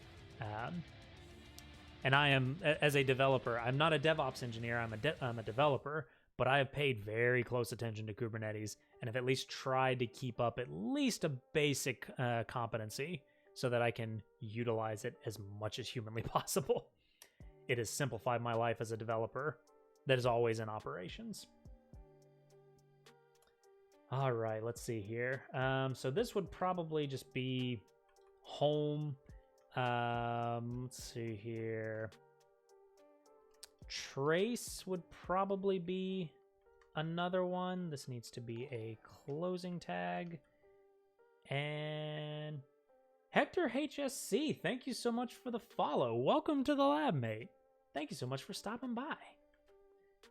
Let's see here. Welcome to a backend developer struggling to do front-end development because reasons. We'll probably stop it there, I think. So home, trace, that'll be the end of the nav. Oh, yeah. KubeCTL is following. Thank you so much for the follow, mate. I appreciate it. And that... I'm going to have to save that screenshot and send it to my mate later because, oh my goodness. Oh, I'm not even going to be able to handle that. Then we have our main section. And we're probably going to have some kind of footer. If I had to guess, we're probably going to have some kind of footer. So on the... Oh, and these are also going to be links. Because they almost always are links. /A. Same thing for you. A href equals... They're not actually going to be working links, but they'll be links nonetheless. /A. So many things that I wish I had templates for, and I just keep forgetting to make templates for them. Let's see here. And then this shall be a section, and we're going to call this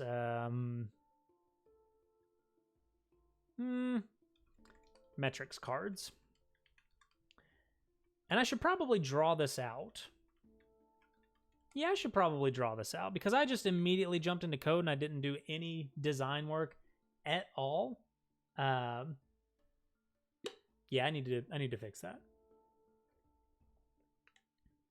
HTML has a main function. Do you program in HTML? Only when I need to. If I'm being perfectly honest. Primarily a backend developer. I just kind of dabble in front end in an attempt to keep that skill set sharp for when I need it. I need the stream board. Give me just a second. Let me put secrets up so that I can get the whiteboard up and running. Medgebot wrote this. Merber. Where are you hiding the real Medge? Where is he? Oh no, man. We do not want to join with audio. We're going to put that down there. Bring that over here. Close that out. Share the screen. We want to share via AirPlay. Bear with me, folks. Just getting the whiteboard up and running.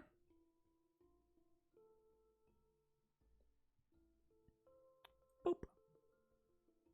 There be. All right, let's bring that back down. All right.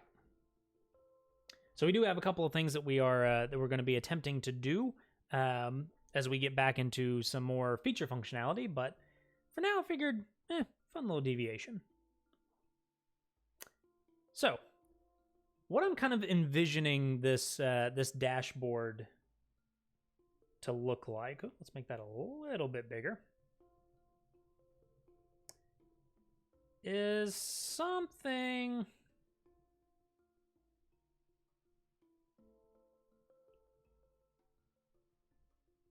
That looks terrible, but hey, that's the joy. Something kind of like this.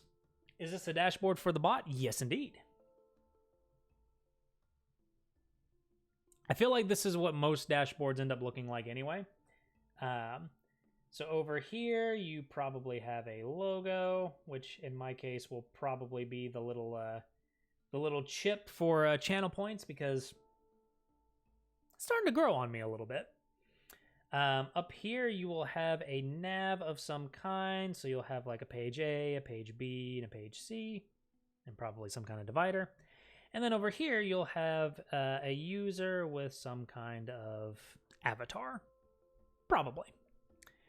No lab coat. I was scammed. I'm sorry, Marvel.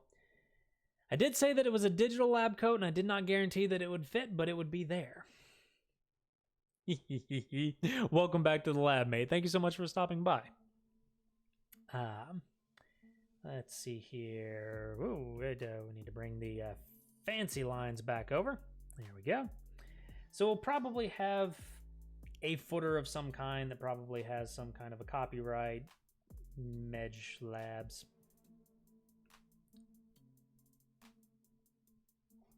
Maybe.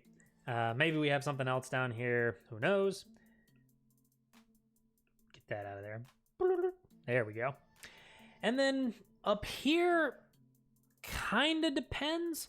I'm actually kind of a fan of everything being up in the title bar because I'm not imagining that there's going to be a whole lot that'll be necessary.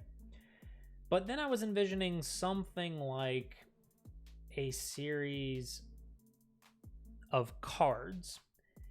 And all these cards are kind of metric summaries. So they give kind of a glance of what's going on in the bot. And these are just kind of glances of things like number of messages. Number of messages, 20. Say top chatter, maybe. Something like that. Etc., etc. So effectively, these cards are just kind of like data snippets. They show some type of metric. Say maybe we could have something like uptime. So on and so forth. I think you get the idea. It's just a snapshot of the current state of the bot. And then maybe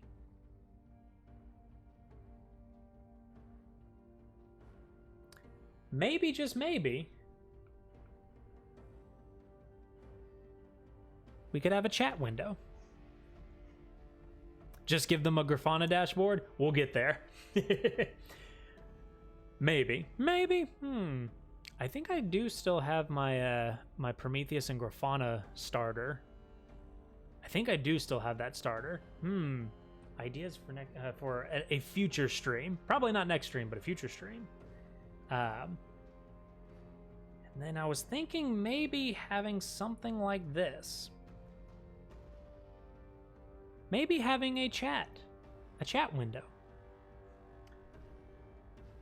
There's a number of reasons for why I would want to have the chat window. There's some personal reasons, such as, not having to rely on the Streamlabs chat and just having a chat window over here that I could use. But just kind of a general check-in of the chat and what's going on. So that's the idea. This is kind of the image that's floating around in my head. Eventually, it may make sense to have more capabilities on top of this. So this would be additional buttons that allow you to do things like restart the application or potentially redeploy infrastructure, so on and so forth. Tibiaz?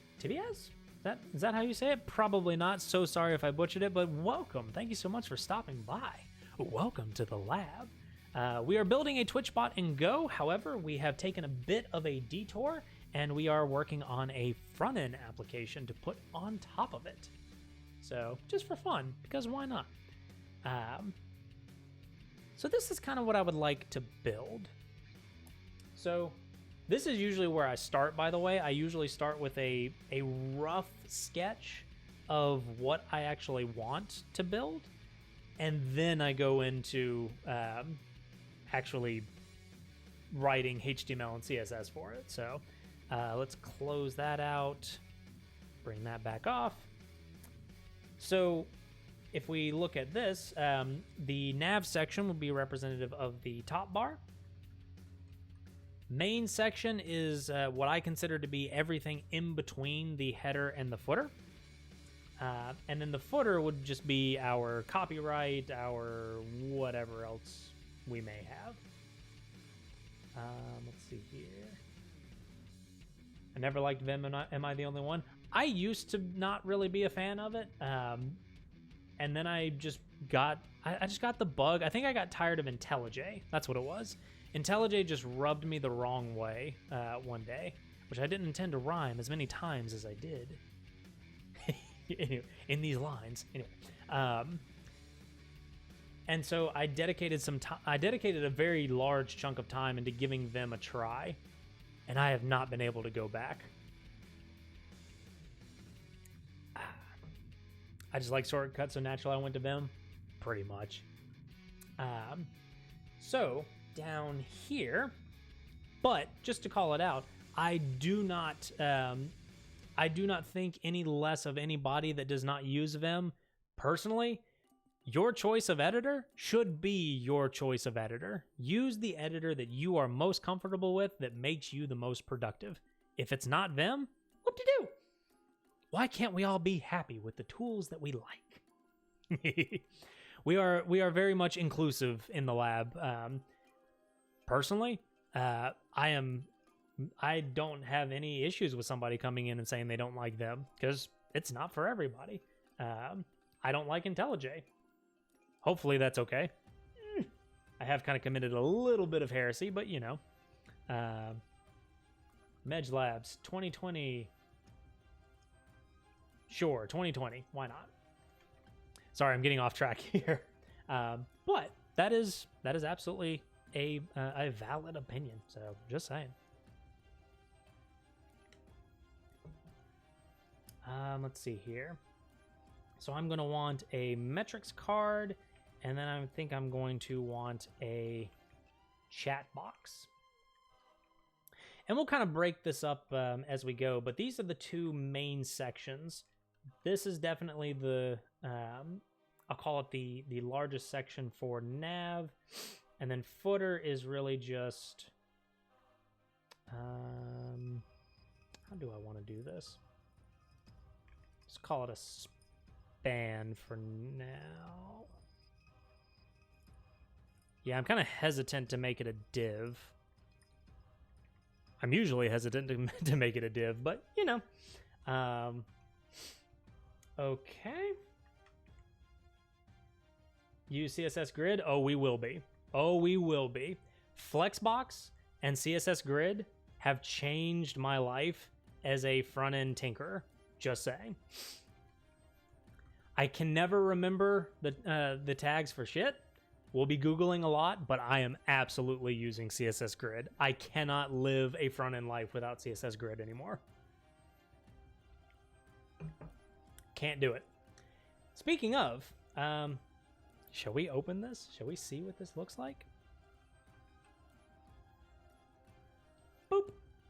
Yes, I have a Vim shortcut to open Firefox.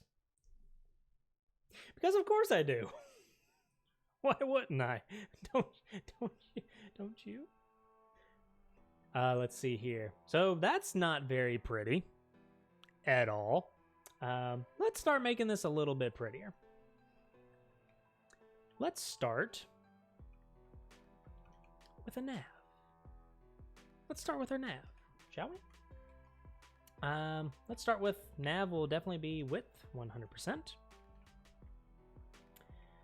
Height will probably be something around 2 EM, maybe. I can never remember what the sizes are supposed to be, so we'll futz around with that. Nav UL will be a flex container. Display flex. And then we want to do justify content, space around. Let's do space around. See what that looks like. And then for the nav ul li, list style type none. Okay, let's see what that looks like.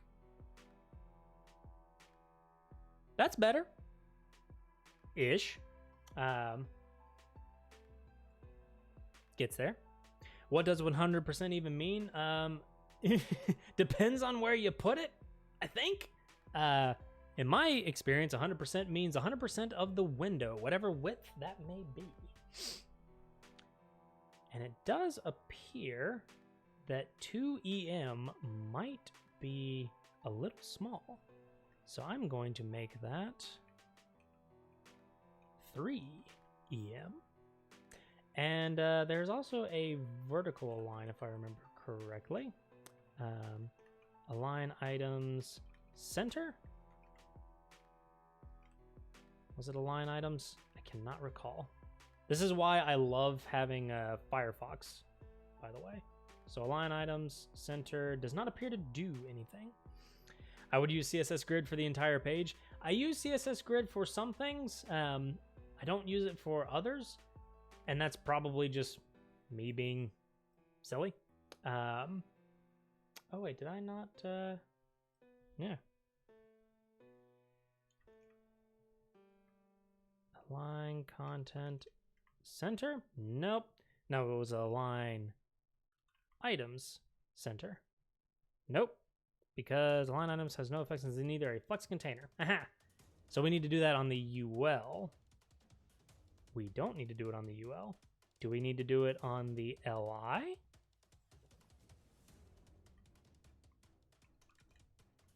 No.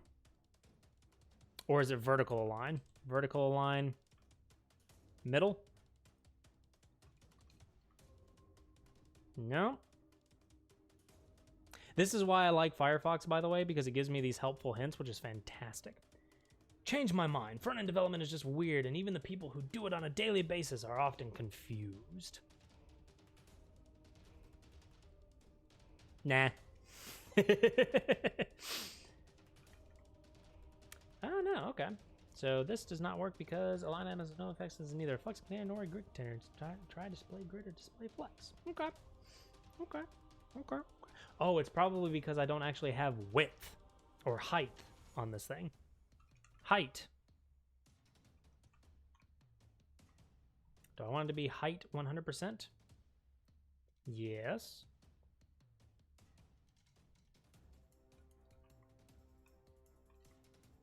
But it's not vertical align middle. Okay. So we may have to ditch that idea. So we don't want to line up. Oh, no, it was line item center. Aha, we did it. We did it. We did it. We did it, chat. We did it. Oy vey. Case in point, I am not a front-end developer. So it's on the flex container, align item center, and you have to give it a height to match its container, which in this case is the nav. Okay. So for the nav UL, line item center, height 100%, which gives it that kind of, as we give, so for example, if we do background color, let's just do a 000, we're just going to go super saturated for this color. Sorcery, I apologize if you are still here. I always look those up. Same. Boop. Yeah, so we need to do some editing to that. First of all, we need to dock out body, margin 0, padding 0, which I think is a clear fix. I think that's what they call that. For the life of me, I cannot remember. Color needs to actually be down here. And text decoration for now, none. And then nav, ul, li, hover. When you're hovered, font weight, bolder. The boulder is displeased with your terrible CSS. Case in point. Lol. Why is that? What is going on here? Oh, does it have to be on HTML?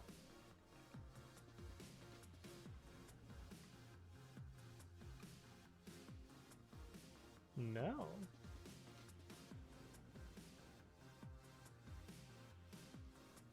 Interesting. Very interesting. There's a thing for that. I think I did it on... let's go to medgelabs.io and see how I did it up here. Inspect. What did I do up here? Head. Style. So on the body... On the body, I have display flex. Interesting.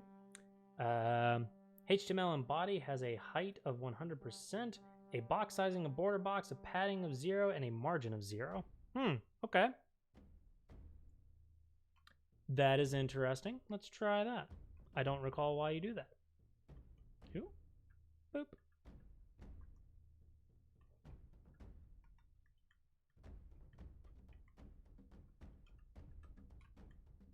Oh dear. Let's bring that over one more. There we go.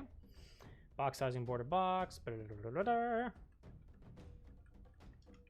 It might actually just be margin and padding on the piece itself. Yep, there it was. All right. There might have been padding on the nav itself. Oh, we got a redemption for a cat cam. One moment, please.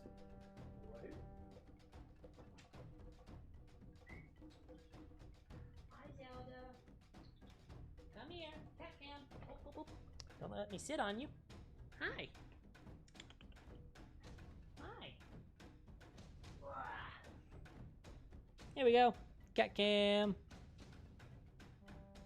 Zelda is curious.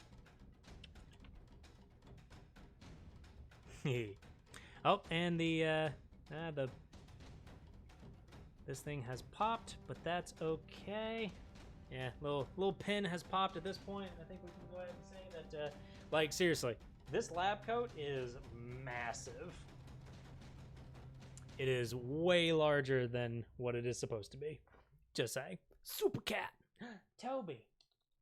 Come here, buddy. We may have, with as many cat redemptions as we've had, we may have one more. Come here, Toby. Come here, buddy. We'll have one more. Come here, you. White cat for the white coat. Because this is Toby. There we go. Get you in the camera. He doesn't particularly care for being held. Just saying.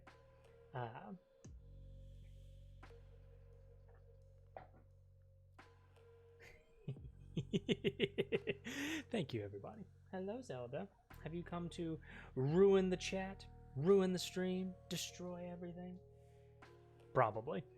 If you hear something crash, it's her. Oh, nope, she's stepping on the keyboard. All right. Back you go. Go on. All right. So, we also... Oh, we need nav ul li text decoration none, and then nav ul li hover. Okay, let's see. Let's get. Oh, it's on the A. It's not on the. Yep, we need to move these, so we need another one of these, and it's not li. It's A hover. I don't know necessarily that you need all of those additional tags. I think you can just do nav li. I don't know why. I've always had a preference for having them chain having the chain like that. Couldn't tell you why. All right, let's see what that looks like. Much better. Not great, but better. We're getting there. We're definitely going to need to choose a better font. Like, oof. Comic Sans, anybody? You're just more specific? Basically. Okay, so that's a terrible header, but it's something. So let's keep going. We are going to have 2 additional sections here. And this is actually probably where CSS Grid will come into play. Production ready. Ship it. Just ship it out into production. Let's get a grid. Let's get a grid implementation in here. And we're going to do the grid implementation on the nav because we're going to have how do I want to do this? I forget how I typically want to do this.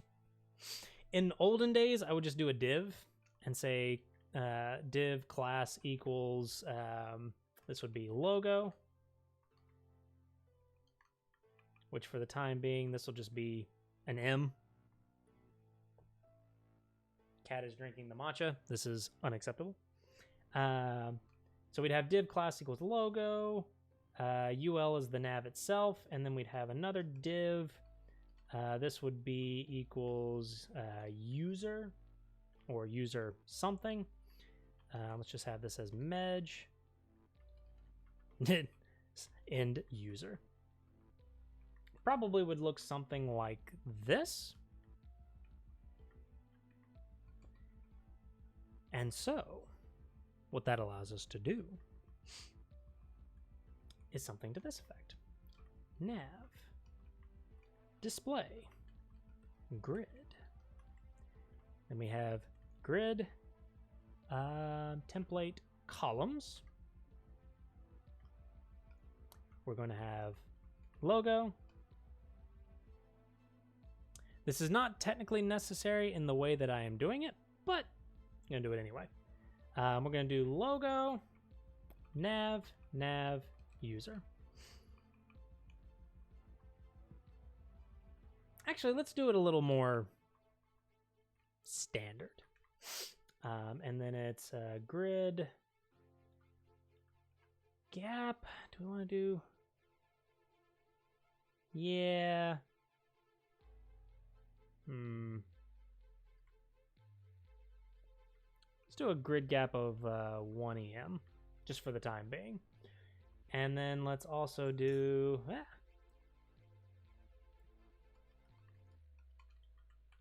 CSS grid cheat sheet, because I have this up all the time. Grid, symbol cheat sheet, display grid, grid template columns, grid template rows, grid gap, blah, blah, blah.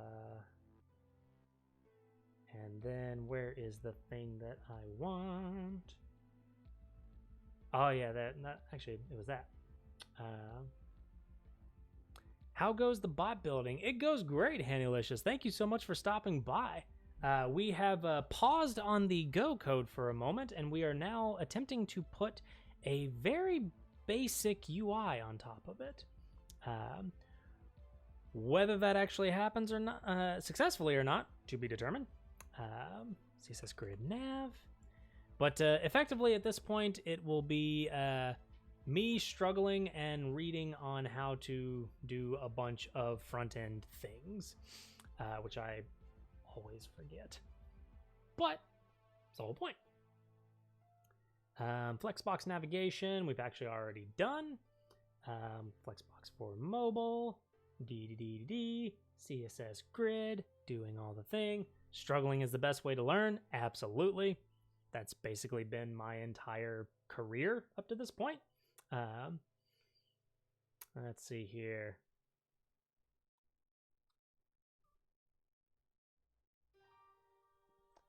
Give me just a second. I'll be right back.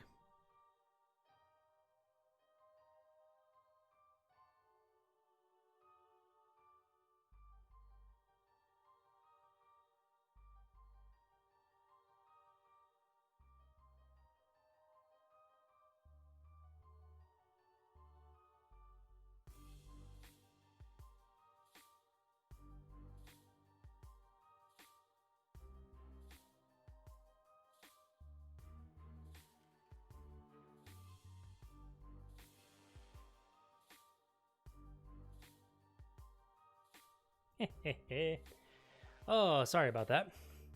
Love that BRB screen. Thank you. The base. So actually, I can bring the secrets up.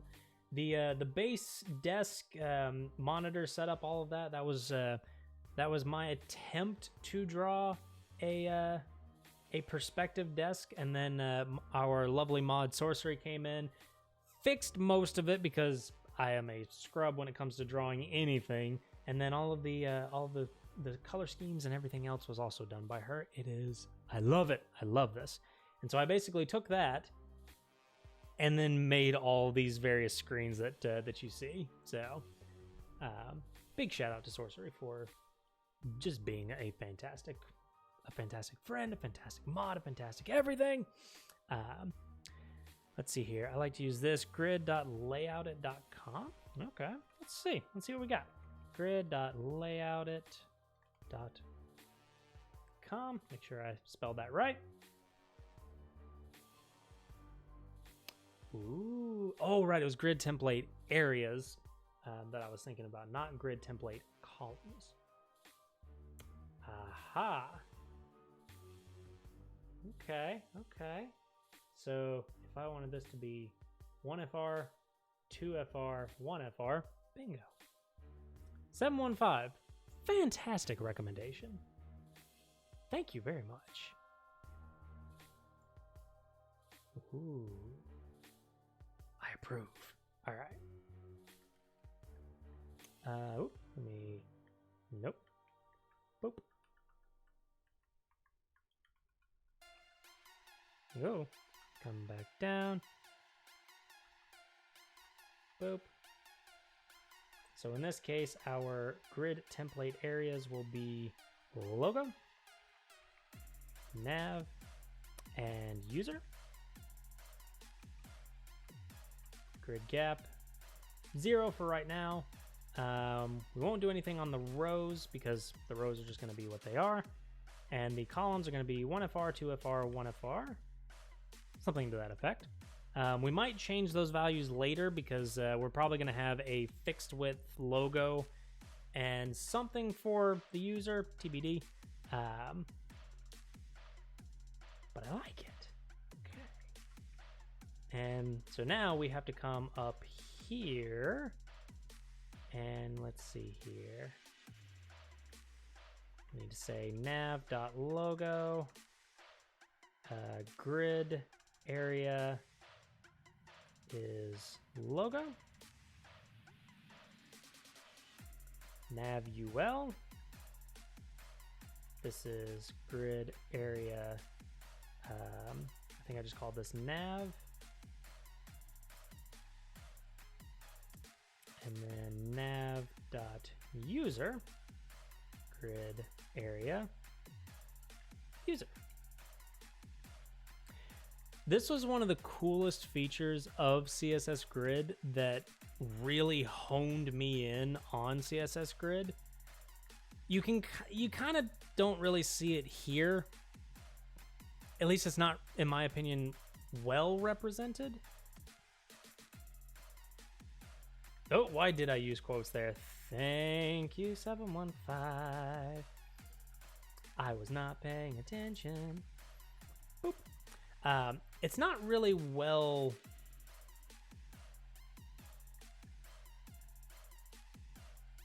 Yeah, it doesn't really get shown very well here, but this effectively allows you to do visual assortment, visual placement of your grid. Which, when it comes to something that we will be looking at here in a minute, that is super powerful. But let's see what this looks like, because I probably goofed it somehow.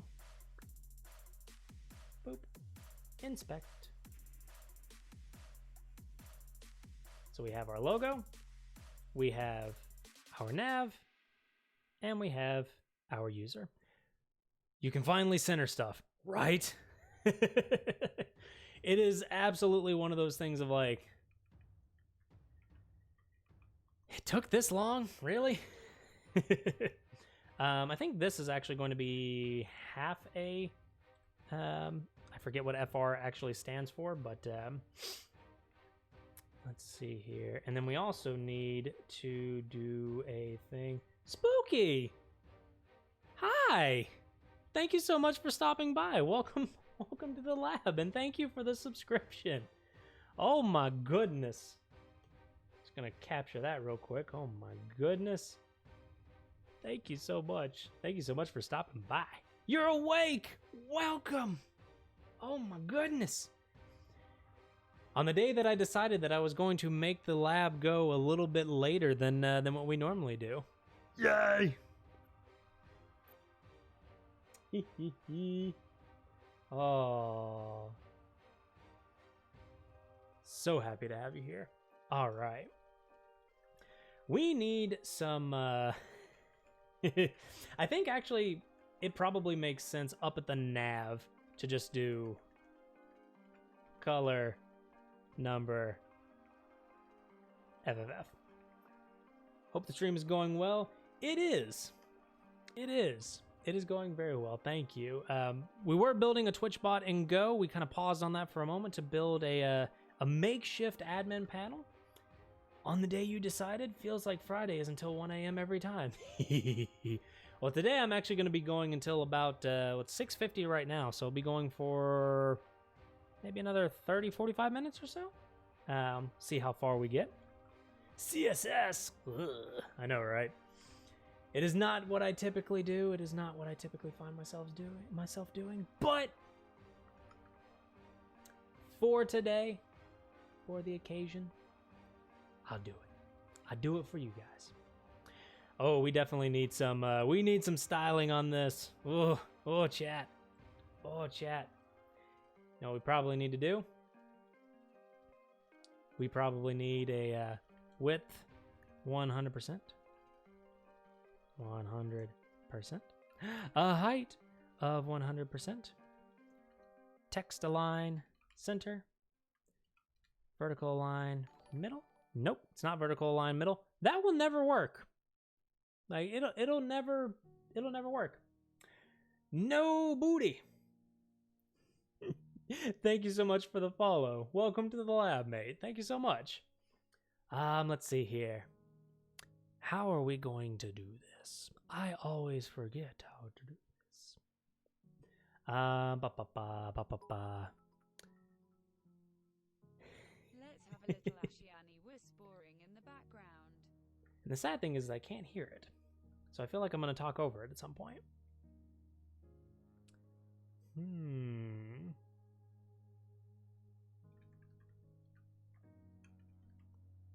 then align items center. Do you have to have display grid to do that? Yes, you do. Hey, 715. Remember how you were saying that you were going to CSS grid all the things? I think we're CSS gridding all the things. Oh, me. Oh, me. You know what? This is what we're going to do. This is what we're going to do. We're going to create a class. And we're going to create this class. We're going to call this centered. I don't usually recommend this. Just for the record. Garbage Geek. Oh, that's a... Is it Garbage Geek or is it Garbage Eek? I prefer Garbage Geek because it has geek in it. Thank you so much for the follow. Welcome to the lab, mate. Thank you so much for stopping by. I don't normally recommend this. I don't normally recommend a utility center class because of things like I will end up doing this with 100%. What is it? Height 100%, which we should check if that is actually necessary. Display grid and align items center. I don't normally recommend doing that. Also, let's go back over to Firefox. Did we actually need the width and the height? No, we did not. Ergo, delete, delete. Boop. And now we can come down here. We can say logo is centered. Although,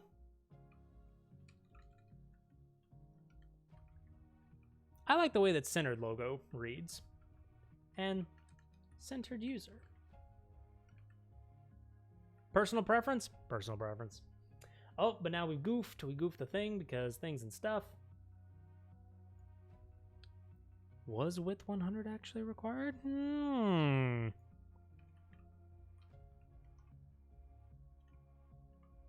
No, it was not. Okay. Oh, I'm missing text align center. Text align center. All right, so up here in logo, which I mean, logo is not going to be text forever. It is going to turn into an actual icon, like, you know, what normal people do. They don't just have this giant M. And font size, just for fun, is going to be font size 2EM. Let's pop that up and get out of here. Pop that back open. Oh, that is not very big. That's not very big at all. Shenanigans. Let's see what we got here. Inspect that element.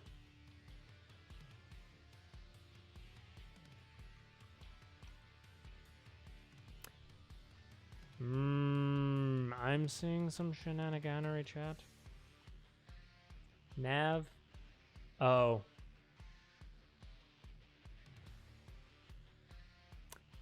It's not nav dot logo.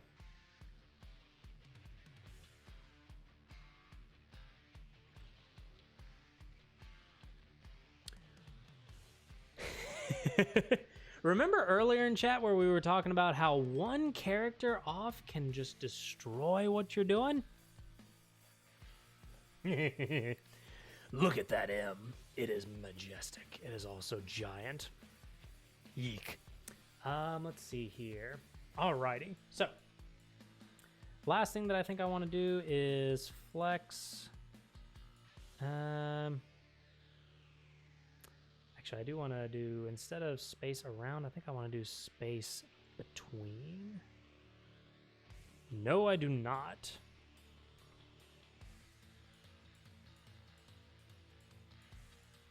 Space evenly? Space evenly looks a little bit better. I think we're going to go with space evenly.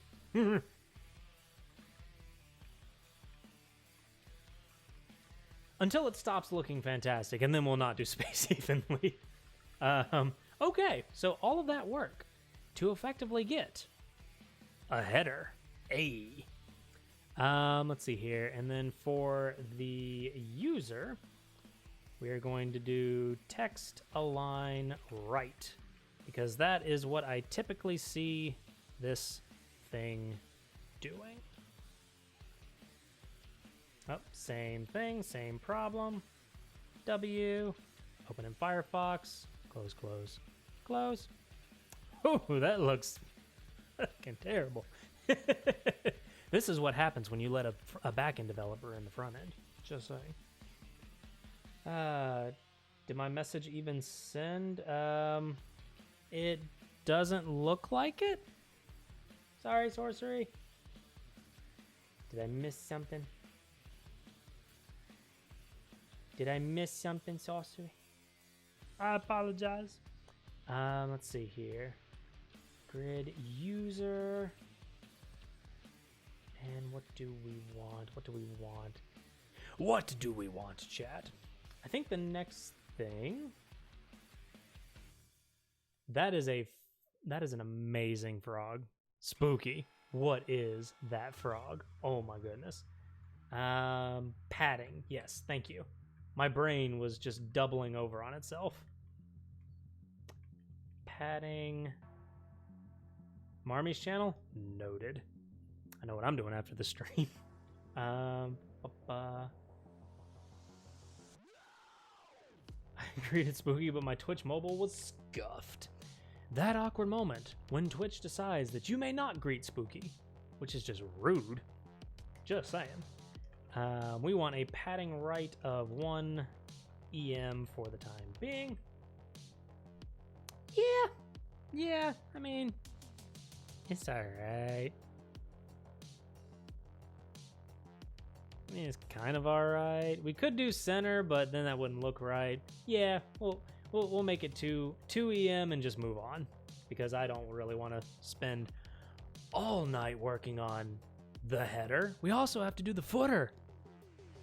Let's see here. No, we are going to do. No ways. The whole. I know. Look at the. I legit can't deal with the amount of support, number one, but the fact that we have the entire Spooky Squad, which, by the way, shout out to Spooky Ghost Machine. She is a phenomenal streamer. She is the one that brought this amazing community together. And thank you to Sorcery for introducing me to Spooky. Just saying.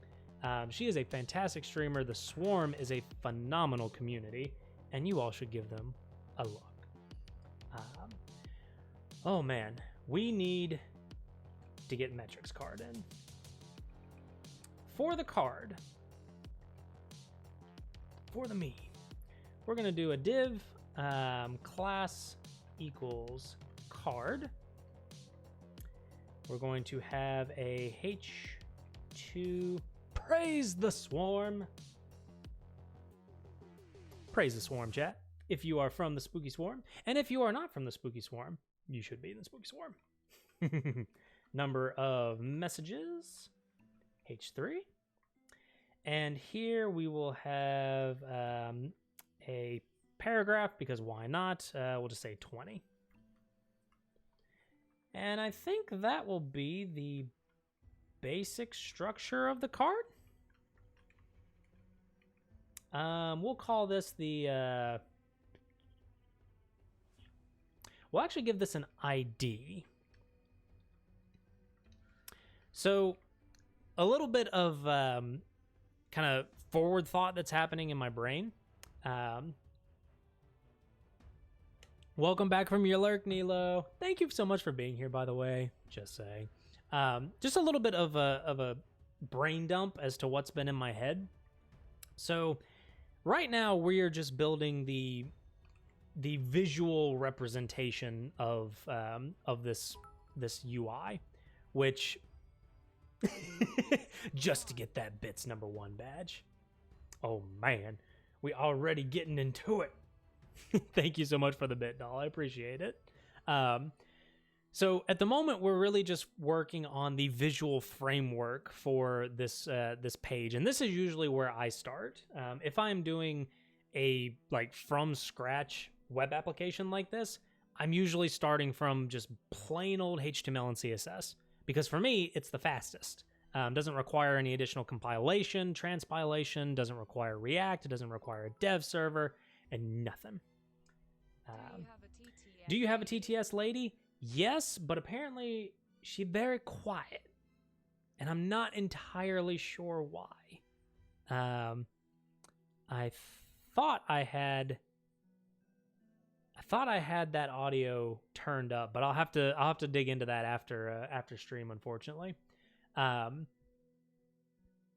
might need help. We have a super similar process. This is very validating for me. Yes. Start with the thing that is fastest. Just saying. And for me, just plain old HTML and CSS is the fastest. So, but despite that, while I'm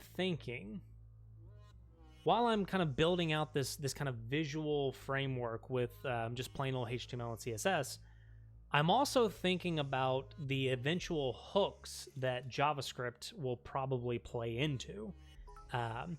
So for example,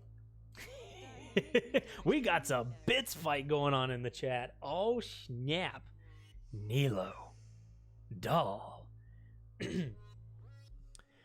2 Twitch chatters.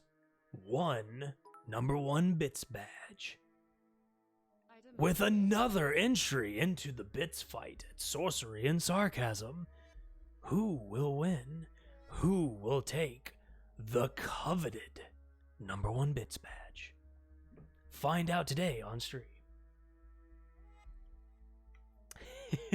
You all are ridiculous, and I love you. So, as I'm building out this framework, I am thinking about, well, JavaScript is going to have to hook into these things. JavaScript is probably going to need to hook into these cards, because this number of messages is going to have to come from somewhere. More than likely, that somewhere is going to be a REST API somewhere. So I'm adding in these hooks of things like ID of messages, because eventually I'm going to need that ID to hook JavaScript in to allow me to update that count as we go. Cat cam redeemed. Give me just a second.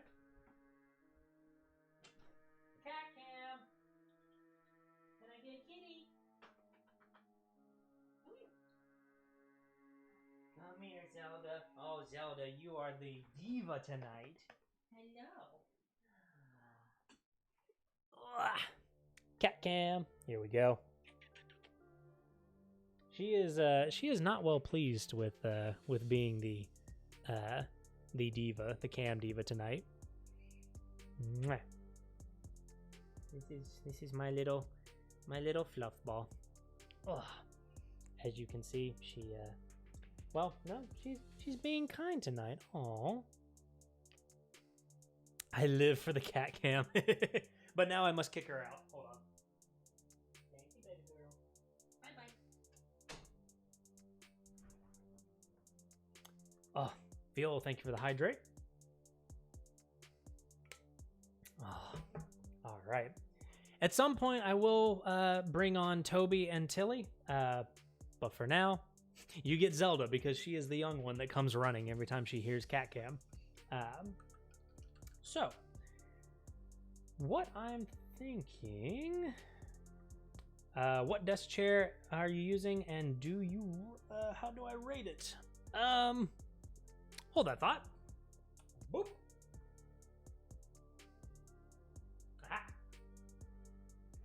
I actually forgot what the chair was. This is the uplift chair. So I have an uplift standing desk, which actually, if chat does not mind, we've been going at it for a little while. I think it is time to stand. It is time to stand, to get the blood moving. We going up, everybody. How y'all doing tonight? Hopefully it's not too close to that light, but there'll just be a little kind of light going down on me. So this is an uplift desk. This was kind of my big investment into my work from home setup. And then I also have their uplift chair. It's one of the mesh chairs, so it's not quite as cushioned. But personally, I actually kind of like it. I like the lack of cushion. It kind of forces me to stand up every once in a while. So yeah, I give it the MedLab seal of approval. And I also highly recommend Uplift. They are a fantastic desk and a fantastic company. And beep beep Uplift. Boop. I am grabbing that link right now. There we go.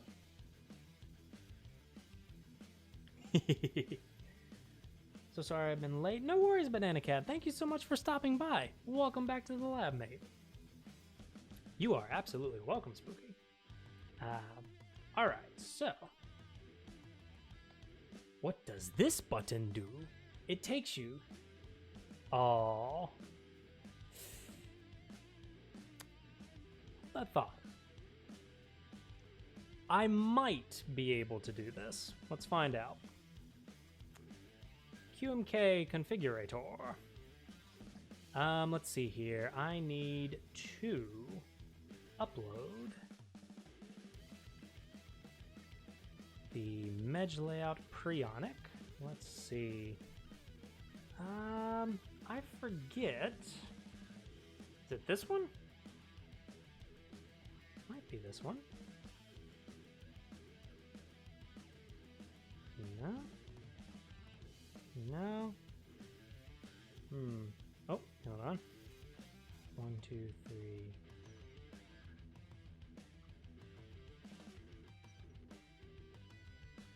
Oh, I don't think I have music on. Nope, that's music on. Okay, okay. Prionic doesn't have... Oh. Okay. You're gonna have to tell me if you can hear this or not. So let's see if we can do this.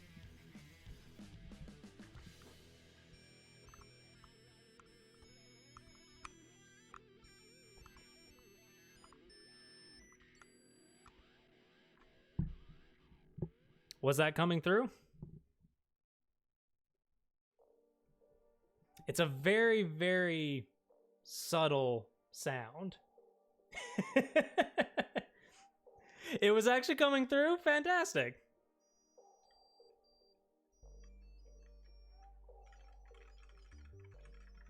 Shredding! Yeah, okay. So, music off. Okay, so now that I remember how to actually do that, yes, my keyboard has a music setting, which there's the keyboard. This is the OLKB Prionic.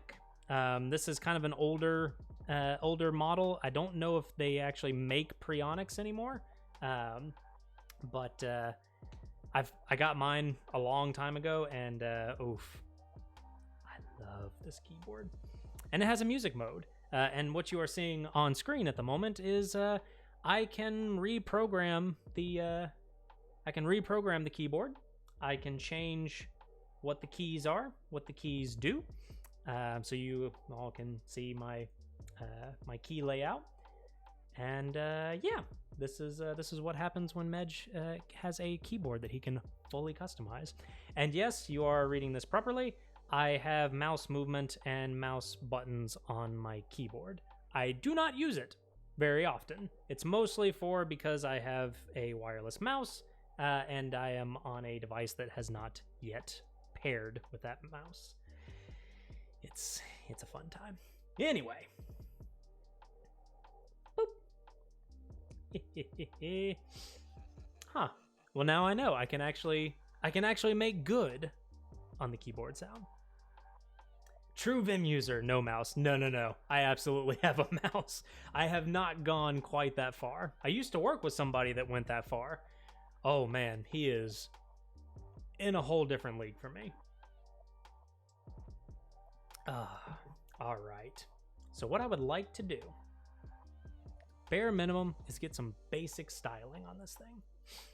So, what I would like to have is probably a border. Let's call it 2 pixels, solid.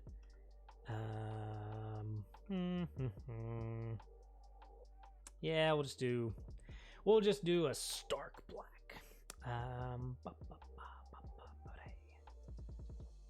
And then we'll have a padding of 4. Oh, not 4 REM. Maybe more like 2 EM. Yeah, let's do 2 EM for right now. And then what we're going to need to do is a display grid. And we will want grid template.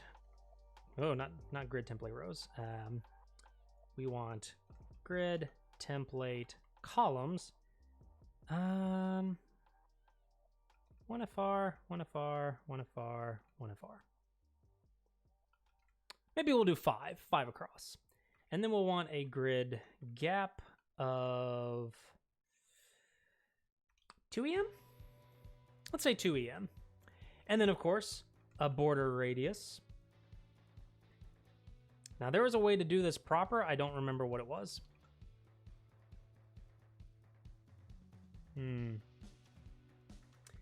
Need to add Tilly concert redemption. Share her vocals with the world. Unfortunately, to do a Tilly concert redemption would require Tilly to actually come into the room, and that is flaky at best. You can use repeat. Ooh, thank you. So it's repeat is it 1 FR 5, or what was the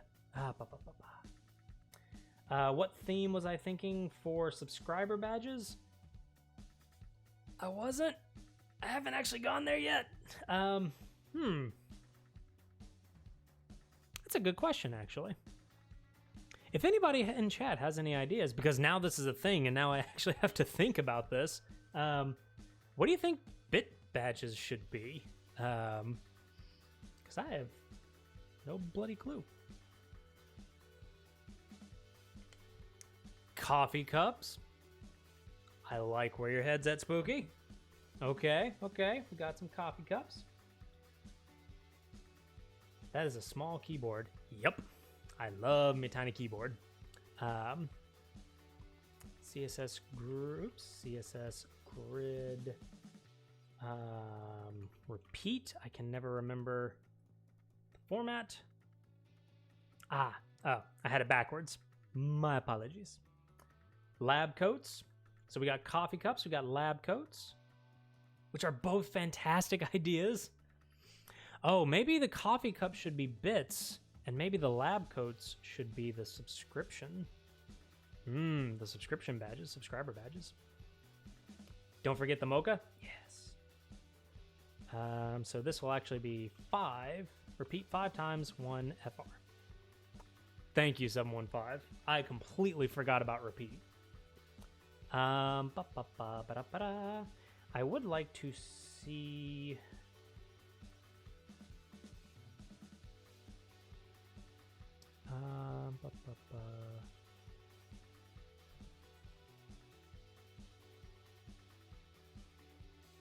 and it's not showing it as a grid container. Different kinds of cables. If you have ascended to DisplayPort, you are an honorary member of the lab. Until you realize that all of the lab is VGA.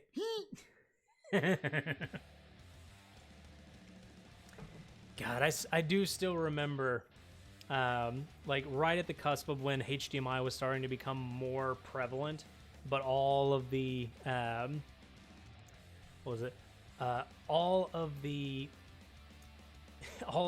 conference rooms in companies still had VGA only into the table. Oof. It was oof. Big oof. Okay. And then what was the now this is actually something that I think I got from Bulma CSS. Fantastic CSS framework, by the way. What about different vegetables in lab coats? You know, vegetable. Nilo. Why? Although I think the vegetable detail would go way out the window by that time. Pickle Medj? Shara, what have you done? If that turns up as fan art, oh my god, I'm not gonna know what to do with that. Let's see here. There's a box. Yeah. Okay, so vegetables for the man who doesn't eat vegetables. It's kind of true. You're in quite the pickle now, Medj. What does a vegetable look like, or am I already looking at one? Well, according to people that I used to work with, apparently vegetable is what happens when I was still at work at 9, 10 o'clock in the evening, just dead to the world, eyes just semi-closed, kind of like hanging off my chair, half drooling, just like, ugh. Why did we implement pub/sub in JavaScript? Why?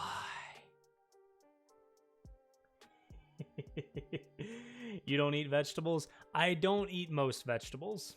This is true. I eat green beans and I eat spinach.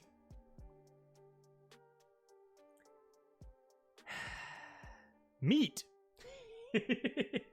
Meat and coffee. Remember, Spooky, I am an organism that converts caffeine into code, and I live off of caffeine, basically.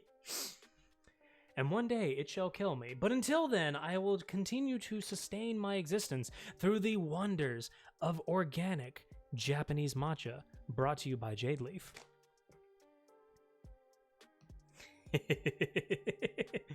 Oh, I appreciate all of you. Thank you so much for being here. This is my my contribution to tea time. This is my my matcha tea bowl. This is a recommendation from my sister, the lovely bamboo matcha scoop, and of course, the bamboo matcha whisk.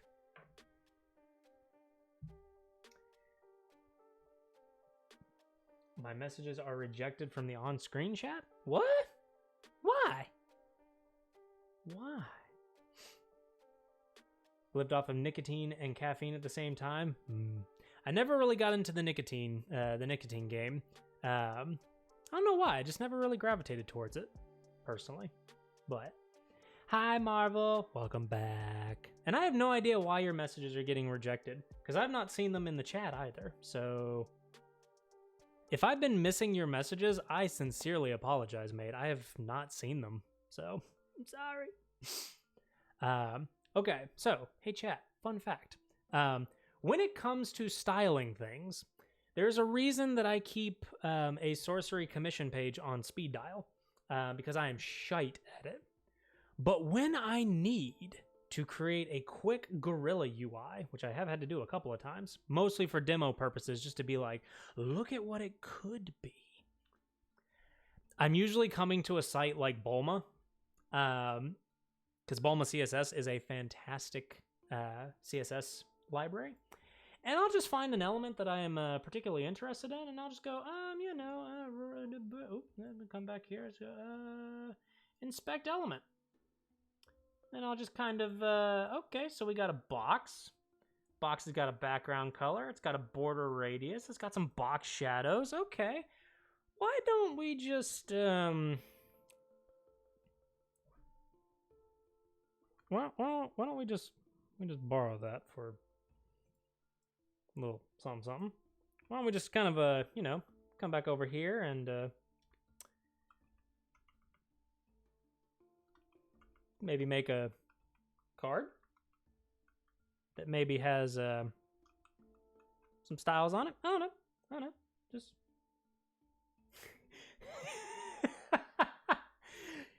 hippity hoppity. Your CSS is now my property.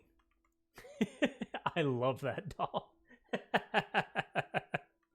I am so pleased. Oh my god. And now I have my own card. However, we do need to come back over here, and I do need to go ahead and yeet this information right on into the metrics cards. Or did I just call it metrics card? I don't remember. Probably was metrics cards. Because knowing me, I plural. Knowing me, I plural. What is happening? By the way, in case you didn't know, English is not my first language. Code is. Which is why I'm so shite at it. So we have metrics cards. Just double checking to see what else I had. We don't really want that. We do have that. English or code? Why not both? I ask myself that every time I goof up my own native language. Whoops. Let's see here. Let's see what that looks like. Look at how fancy that looks. And then I think what we will want to do... we'll want to do something like align items center? No, that doesn't work on here. Text align center? Yeah. Get that centered text to make it look real good. Test 2. Test confirmed. You made me do a double take, and as soon as you said English is not my first language. One day, someday, but not this day. I was like, how the heck? Unfortunately, I am an American, so technically English is not my first language. It's whatever the fuck Americans speak.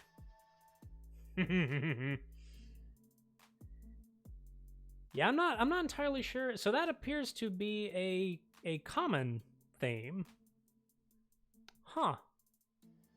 Sorry, guys. I'm not entirely sure why that is. But it's making me sad. We need to add... need to add a margin bottom. Let's do a...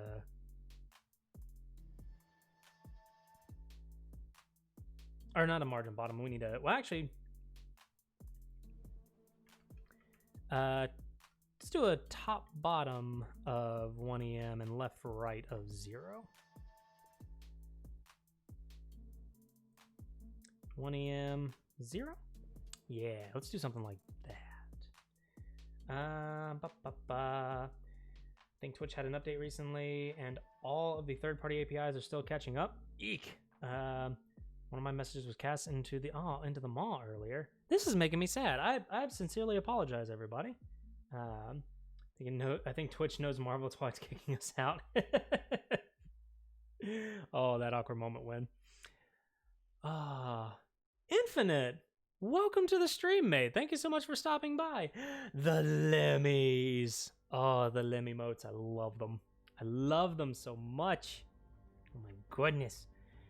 Actually, I do think we will do just a 1 EM. And Guitar! Welcome, mate. Thank you so much for stopping by. Welcome to the lab.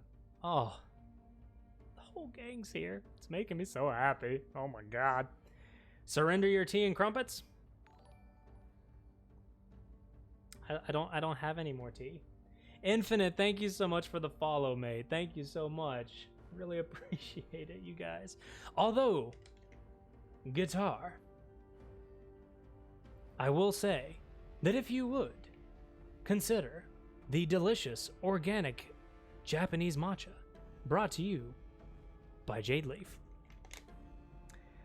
I rated you, but it didn't go through. That is making me so sad. So apparently Twitch is just having a conniption fit all over the place. Huh. This makes me sad. Oh, cat cam. Hold, please. Zelda, are you coming back to cat cam? Oh, wait a minute. I think I know how to get more cats into cat cam, but for now, Zelda, get back here. Get back here, you monstrosity. Cat cam. She is getting so over this cat cam. Mwah. Sweet little girl. All right, y'all. Out you go. Out you go. Out you go. Thank you. I just needed you for your vanity. Oh, so sad. Ah, all right. Let's see here. So we need the margin of 1 EM. Oops. We got our card, or was that on the card? Nope, that was on that. On the card, we do need to add a text align center. Saving up to see what on earth is the keyboard song. Oh man. Kets12, thank you so much for the follow, mate. Welcome to the lab. Thank you so much for stopping by. You know what? I will, well, yeah, we'll let that go. Cat cam leak. Banana Cat has caught me. Oh no. Let's see here. What else do we need? What else do we need? Was that everything that we needed? Yep, that was everything for that. We'll definitely need to play around with the styling on these cards and whatnot, but it's not a bad start, I don't think. Probably the last thing that I would do is add just a tiny little margin, probably a margin bottom onto this of, say, 2 EM? Oh no, that's in card. That's not where I want that. Get out of there. I want that in the H3. Margin, bottom, 1 EM. What's the bot gonna do? So there's a couple of things that the bot will do in theory. Of course, we have the requisite hello world because, just saying. Might as well recover some of my knowledge in programming from you. Been a server administrator. Welcome. Let's see here. So Guitar, it currently is responding to commands, although eventually I might actually turn this into my chat client because I'm currently not particularly pleased with the breakout that it currently has. And then, of course, because we have to show appreciation to our wonderful mod, Sorcery, I did add a Sorcery command. Because, of course. Let's see here.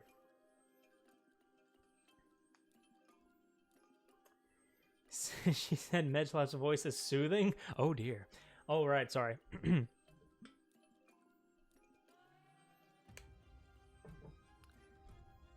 Because somebody told me that Medgelabs at some point would have to create an ASMR. Oh dear. Maybe we'll make that a milestone. Maybe I'll do a maybe I'll do an ASMR something for some milestone. I don't know. You guys will have to drive that. But thank you so much for stopping by. And Kets, shout out to systems administration. So fun. Let's see here. So what else do I want to do with this? I think margin bottom of 1 EM I think is probably good. So we'll say for this one it'll be a card H3. Which, by the way, for anybody that is new to the stream, we are implementing a Twitch bot in Go.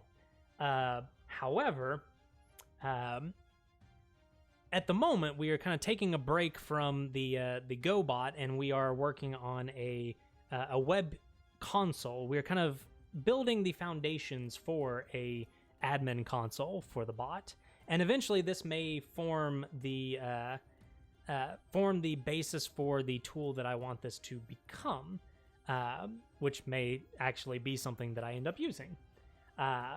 So we kind of jumped away from the Golang code, and for now we are just kind of jumping into the UI to make a pretty UI and a pretty UI. I will absolutely be probably blowing up Sorcery and Spooky for like, hey, BT Dub, so I said this was going to be pretty. Please help me make it look pretty. Let's see here. So we got a margin bottom of 1 EM. So we are not, I'm not a front-end developer. I am a terrible front-end developer. But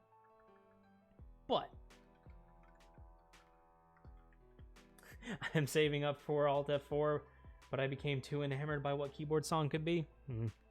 It's kind of fair. The entire gang is here. I'm so happy. I'm so happy to see you all. Have some bits. I have no clue what you're doing, but it looks matrixy, and that's fun. Thank you so much for the bits, Guitar. I appreciate it, mate. We are going to fix the TTS at some point. Just apparently it's very, very quiet right now. I will fix that eventually. We'll try to fix it before next stream, obviously. All right. And I think we should also fix the border. I feel like the border should be 2 pixels, solid. Hey Sorcery, what's a good gray color?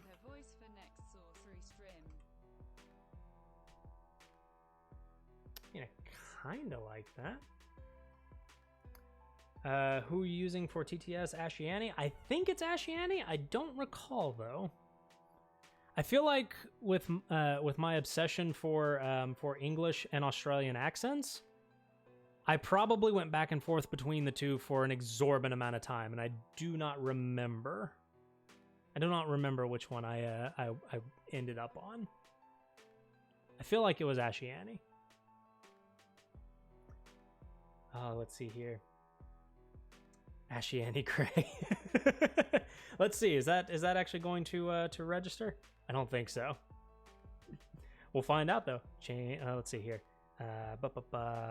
Change to this. Ashy, Annie, Gray. Oh. It would appear that Ashy Annie Gray is not an accepted color.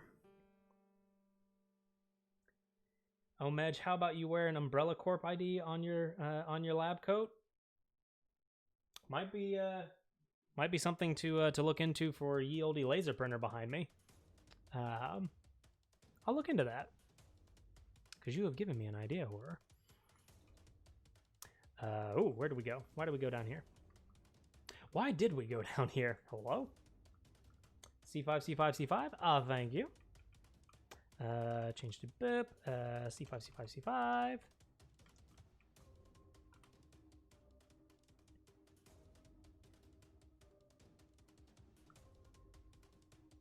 Oh, I forgot the hash, because of course I did. There we go. Oh, look at that. Look at that panel. You look so much like an old friend of mine, it's scary. I mean, in a prior reality, I could have been. I need to get in touch with the color scientists. Me too, Nilo. Like, I am shite when it comes to color schemes. Just saying. I mean, clearly, we have a black background with starch white text for the nav bar. That is absolutely going to get changed. Just saying. Okay. So let's get... I like the way that that looks. So let's get us a couple more of these. Let's do one of those, one of those, one of those. Starch white. Let's see here. So this would be change to boop top chatter, which technically speaking at the moment this is going to be top bits donator, which is currently doll3xx. Top bits. Doll3xx. And then we'll have, what else do we have here? Change to boop uptime. I don't actually recall. Did Twitch eat my message? It depends. The last message that I saw from you, Guitar, was you look so much like an old friend of mine, it's scary. So I know I am despising how messages are not showing up. Light slate gray. Ooh. Okay. 2 hours, 24 hours. How about 2 hours, 24 minutes? And then this would be changed to best mod at sorcery and sarcasm, because I know this is not going to scale properly. Oh, look at that. Oh, it actually scaled perfectly fine. Well, shit. I don't know shit. How you doing? Damn. All right. Let's try that there light slate gray.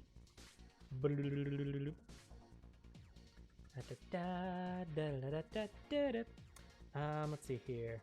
778899.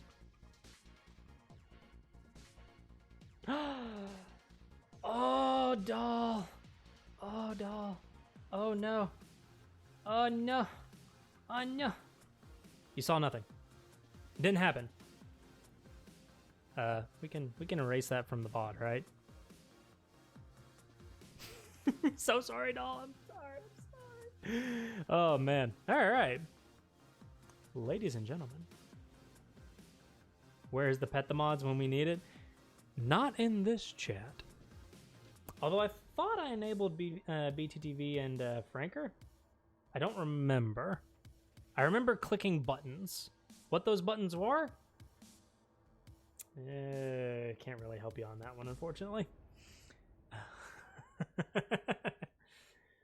Where's the pet the mods?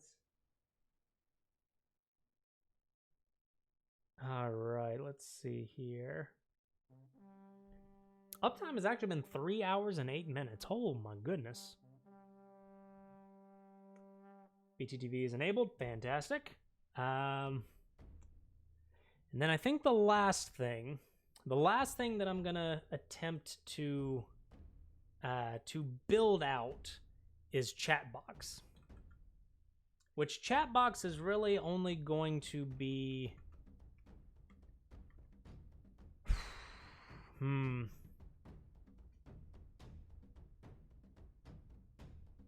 I actually don't know how I would want to do Chatbox.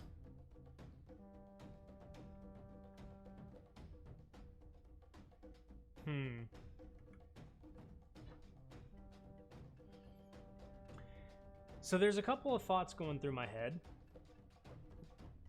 It could be a table, which Lord knows there's plenty of bloody tables. Although this would be a no header table. So that's, I think, okay. Alternatively, it could just be a collection of paragraph tags. This one might require some thought. Magilabs, would you consider designing a game on stream?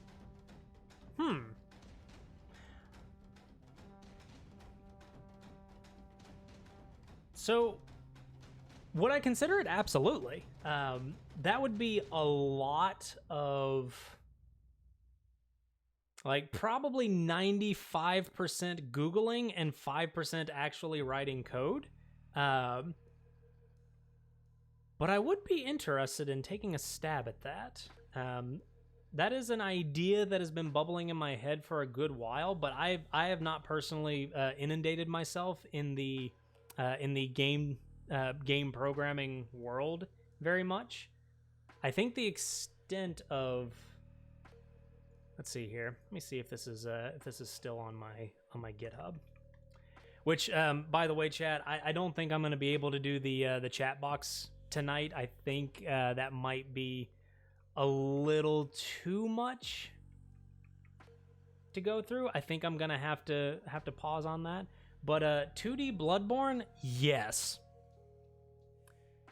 I will stop the stream right now. All art by Medj? Nope. Lost it. Lost the idea. Nope. Sorry, sorcery. I will do, how about this? I will agree to do a 2D Bloodborne game on stream if Spooky and Sorcery agree to help make the art. Yeah. It's not like you guys, it's not like you guys have like super busy days, a full life, things that you're doing, lives that you're leading. None of that, right? I genuinely can't. I can't go through that. After uni semester ends? Ooh. 7 messages was deleted by a moderator. Excuse me?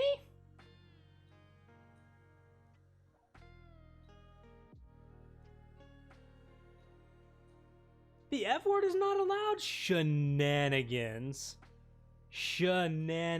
Okay, we're gonna fix that soon. Oh, no. Hold on a second.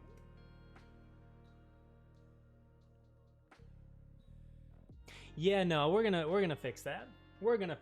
Hang on a bloody minute. Settings. No.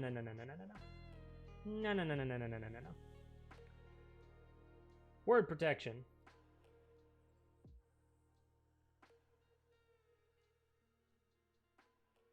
No.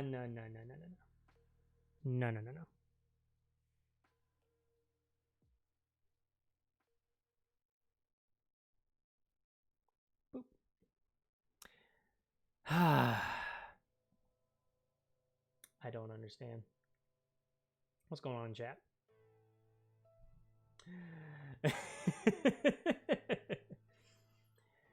I would hype out of a 2D Bloodborne game with 2007 Flash stick figure art style. Look, if y'all require me to do the graphics, that's what you're gonna get, Phil. Oh my goodness. Let's see here. Language. Oh, okay, that's all right.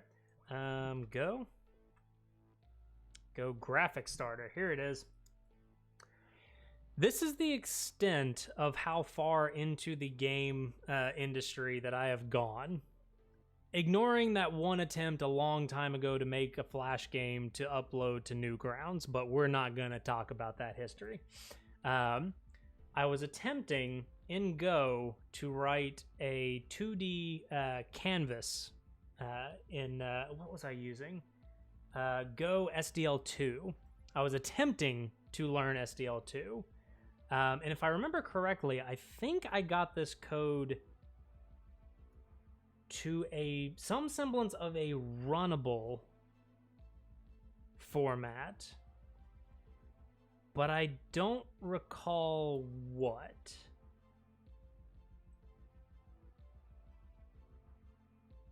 A Medgeable Newgrounds game? It never made it. Just for the record, Medge Labs didn't exist back when I was surfing Newgrounds, and whatever it is that I created at that time, which I think was probably some kind of Magic the Gathering like knockoff, nah, that didn't see the light of day. So sorry. Yes. So I started to go through this. And then at some point, 2D game engine in Go. I think it was Ebaton? Yeah. It was either Ebaton or Pixel. One of the two. It was probably Ebaton, if I had to guess. Yeah, it was definitely Ebaton. Ebaton has been a library that I have been very curious about, and in terms of like a 2D game in Go, this is probably what I would want to use. So, yeah, I think this is that is potentially something that I would look into. I'm still learning more, and one day my coding class goes to a website called code.org, and it made me hate HTML. Oh no. HTML is fantastic. Just saying. 2048. My foray into any kind of code was in game design. We had to use Tor. Yeah. Honestly, I didn't really get into. I was very interested in game development. Like when I was preparing to go to uni, I was very interested in a game dev career. That was very quickly dashed, to say the least. I won't talk about that too much, but I ended up just going for computing architecture. And I ended up going backwards into not really backwards, but I fell back into what would be considered foundational computing. So computer architecture, back-end development, distributed systems, GPU programming, that kind of stuff. Are you me, Spooky? Are me you? What is happening? The transcontinental twins confirmed. But yeah, the whole game dev thing never really panned out. But I've always been curious, and I've always wanted to give it a shot. So there you go. That's gonna be once we get past the Twitch bot and Go. How about that? That'll be the next. That'll be the next project. We attempt to make a scuffed Bloodborne 2D Bloodborne game in Go. Game devs work under very broken conditions these days. It's damn right. Yes, like I feel so strongly for game developers, for game designers, anybody that works in the game development industry. Like that is such a rough gig. And it's such a cutthroat industry, it seems. Just not for me. Love how Twitch ate my Spooky and Medj same person message, but sent the confirmed, making me look than usual. Oh man. I don't want to end the stream because I am just vibing and enjoying, and I love this. I love you guys. Oh, man. All right. Just don't end stream. Just stream for the rest of the night. You don't need your voice tomorrow. You're not going to be hosting or running a D&D game on Sunday. What is... Okay, Streamlabs, you know what? Get out of here. You know what? We're just gonna turn that off. We're going to turn that off. And I'm going to fix that later. Guitar, on behalf of the lab, all of its staff, all of its bots, and GLaDOS especially, I'm sorry. I am sorry for whatever this damn Twitch bot, or this damn Streamlabs bot has been bullying you for. I feel so bad. How dare you end stream, you Heather?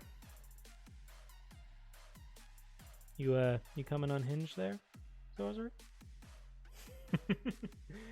I'm sitting here since I think an hour ago, split between I should go to bed because I'm tired and I want to continue watching. Oh, Fiol. I appreciate you being here, mate. 2 a.m. gang? Oh my god, guys.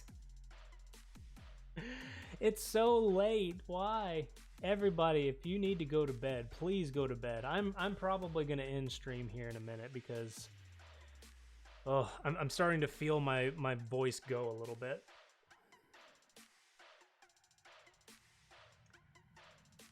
You mixing my messages with people's because my name is hard to see. I'm so sorry, Marvel. I'm probably doing so. All right. Well, while we have everybody here, I want to do a couple things. Number one, I want to give a shout out to Spooky Ghost Machine, who is a fantastic streamer, is currently going through Dark Souls 2, and the Swarm is one of the most wholesome communities that I have ever been a part of.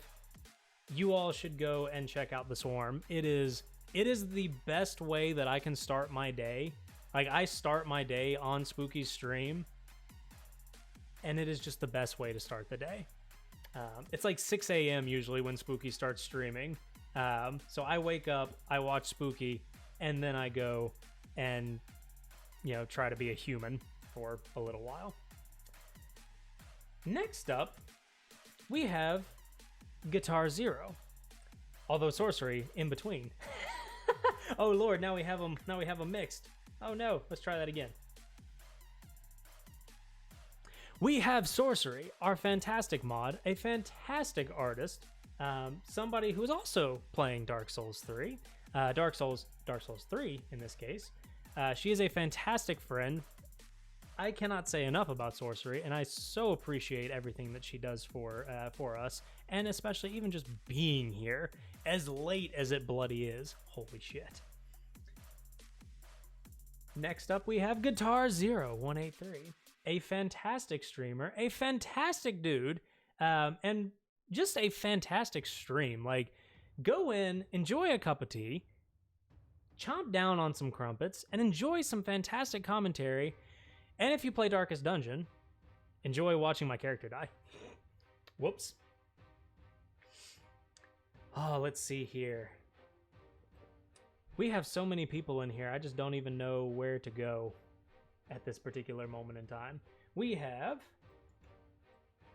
if I remember correctly, Phoenix just started streaming not too long ago. They were playing The Witcher. Is that not enough reason to go and give them a follow?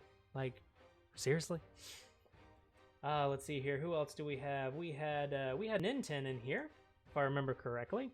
I don't recall if Ninten was has been streaming recently. Hello? Hello? There we go. They're playing Dark Souls. Hello. Ninten, I apologize. It has been a hot minute since I popped into your stream. Another wholesome streamer. Another Spooky Swarm. Another of the Spooky Swarm. It's just... There's just such a good group of people. Oh, iPad died. Hello from phone. Interesting. So I got it here, but I didn't get it here. He was taking a break? Fantastic. So he's back now. Oh my goodness. I just want to give all the shout outs to everybody. Oh man. I think we'll probably stop it there. I can't remember. Did I ever give Nilo a shout? Also playing Dark Souls 2. You can see a little bit of a theme here. I see a little bit of a Souls theme. BT Dubs, it is confirmed. Medj does not play Dark Souls. The only Souls game that Medj has ever really been able to stomach is Bloodborne, which I adore Bloodborne. Just saying. Hey, yo, Twitch, send my damn message. Never. Nintendo streams when you sleep. See, that's why I keep missing it. Damn it. Twitch is drunk today. Oh my goodness. We'll be playing Dark Souls 1 for the spoopy. Oh my goodness. So look at all this Dark Souls content. I'm sorry, you probably will not see Dark Souls content on Medj Labs. Probably won't see gaming content on Medj Labs, but hey. And with that, I think I will end the stream. I want to end the stream by saying thank you to everybody for being here. Thank you so much for the support. Thank you so much for your participation. Thank you for turning the lab into what it is. And I genuinely cannot understand how we got to affiliate this fast. Like, I cannot internalize the support that you guys have given me. Thank you. Like, genuinely, thank you from the bottom of my heart, from everything that the lab could possibly provide. Thank you so much. Thank you so much, guys. So, with that, we will be closing down the lab for tonight. Next time, we'll continue finishing up this UI, and then we'll probably jump back into the bot so that we can actually make endpoints for this bot to actually call. You all are amazing. I appreciate you all being here. And we need to raid somebody. Because you deserve it. I promised that we would raid somebody. And I want to raid somebody. Now, this is where things are going to be a little interesting because I have never actually raided somebody before.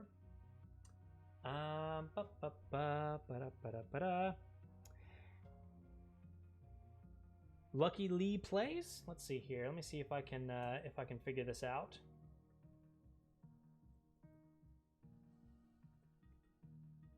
Raid Lucky Lee play. Hey, we did it! Holy snap! All right, everybody. Thank you so much, and we'll see you next time. Mwah! Have a good one, everybody.